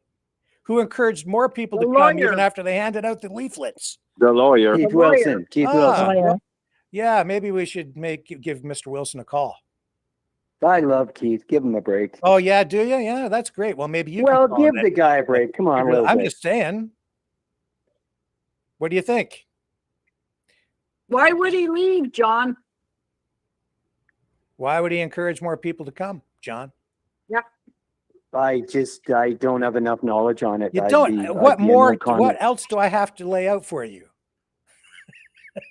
Are you not getting like it? the guy. That's like if I go out and I round up a bunch of people and say, we're going to get this guy.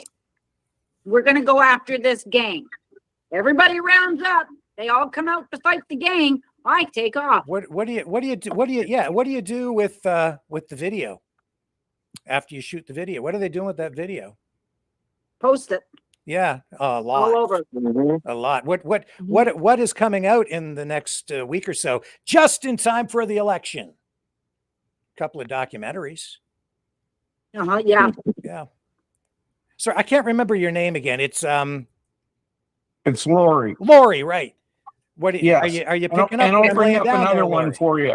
What's that? Yeah, I wanted to comment on this group of 11 cabinet ministers that have so-called being charged out west with being derelict of duty. And I sat through the whole Northern Perspective hour-and-a-half presentation or interview there this afternoon, and I didn't see any hard evidence that anybody could bring up. Thank you, Laurie. Thank you, because I watched it and I came to the same conclusion. Exactly. Zero Can evidence. I butt in here for a minute? Can I just butt in for a minute? Sure. I have to leave the chat. I have something I have to tend to. So I just wanted to say good night to everybody. Okay. And we'll talk to you all later. All right. Thank you. Love you, Isabel. Love from Alberta. Good night, Isabel. Isabel. Love you. That's Chris leaving. Okay. Isn't it? Love you. Bye-bye. Bye. God See ya. loves you. Bye-bye. Yeah, Laurie, I think you hit the nail on the head there, because I tried to read those emails or messages or letters or whatever that they put up at the end of the program as well. They're hard to read, but I tried to get through them. Bottom line is, those letters are just them complaining. It's no evidence of anything, and I didn't see any evidence either. Well, I know these guys were playing in a pretty a shark-infested pool. Let me say that. And there are things that are going to happen when you're fooling around with CSIS and stuff like that. But then when you come out and accuse people of this right before the election, and 11 cabinet ministers, and I went down through the letter and it said, Marco Mendicino failed to do this. Or Freeland failed to do this.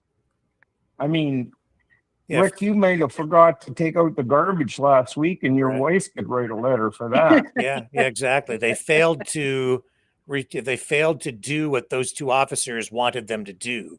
That's what it came down to. You didn't do what we wanted you to do, or what we told you you should do.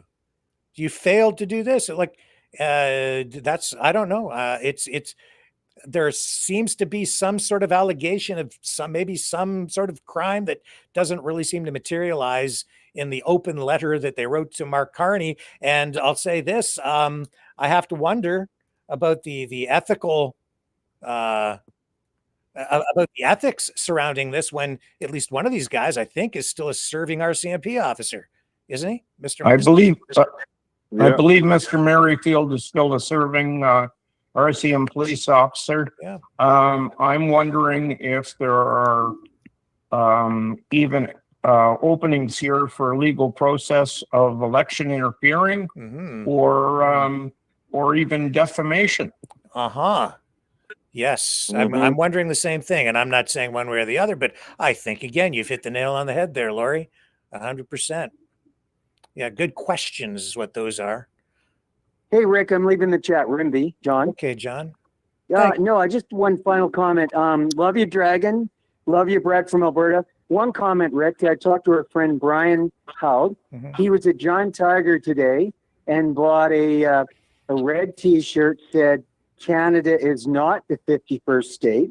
Thumbs down for $10. And Rickster, guess where the T-shirt was made? China. Dragon, Lori. China. No, second guess. I don't know, John. Tell me. Canada. No, second guess, Dragon. Can we just tell us? Bangladesh, Vietnam. Fourth choice, Haiti. Georgia, in the United States of America. Georgia. Okay. It must have been a high quality T-shirt, but yeah, Canada is not the 51st state. Thumbs up. Anyway, love you guys. Peace around the world. John. Brett, come back on. Love you, Dragon. I love my dragon in Montreal. Bye bye. Love you, John. Night, John. Yeah, I'll get off here too. Rick. Thank you very much, and good night, everybody. We'll talk to you later. Thank you for calling in tonight, Lori. I appreciate the comments, because they kind of reinforce what I've been getting hammered on in the chat for the past couple of days. I didn't even want to talk about those two officers because I just felt like it was a legal minefield, but people keep bringing it up on the show, and I'm with you. Like, that's my assessment of it as well. And I've been saying that for the last few days. So I appreciate the call very much. The clue there, Rick, is that if there was any truth or any traction to the whole thing, why wouldn't Pierre bring it up and start throwing the rocks again? Yep. Good point. Yeah. Okay, good night, guys. Thank you, Lori. Good night. Have a great night.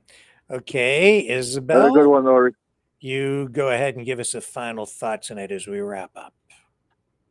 Well, I mean, after watching that debate tonight, I gotta say,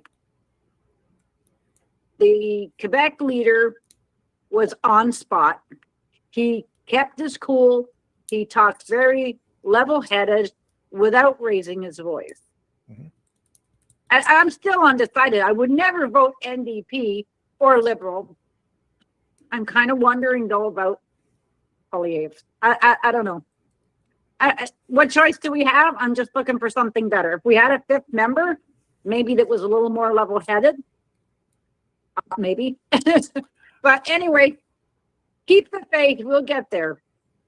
Yeah, we will. And don't go away, Dragon. Can you please bring us French Donald Trump again to close off our show tonight? I will, for sure. But first, I want to say thanks, Brett, for the good word about Quebec. I truly appreciate. And for those who like the beautiful and the admirable Trump from Quebec, Montreal, well, I'm going to tell you this, guys. We probably don't need you, but we need the Mavericks because we all love you guys. So stay tuned because Rick's always have the good words. All right. And for tonight, I think Maverick and the News Brothers will leave us with the big rig, since Donald Trump is rigging everything in sight, including the stock market, rigging and financial wrecking system. And from what I'm seeing here in the last couple of days, maybe even some aspects of the convoy. Could it be? So I'll leave you with the Maverick and the News Brothers and the Big Rig. We'll be back tomorrow night, 7 p.m. Eastern on the Flip Side.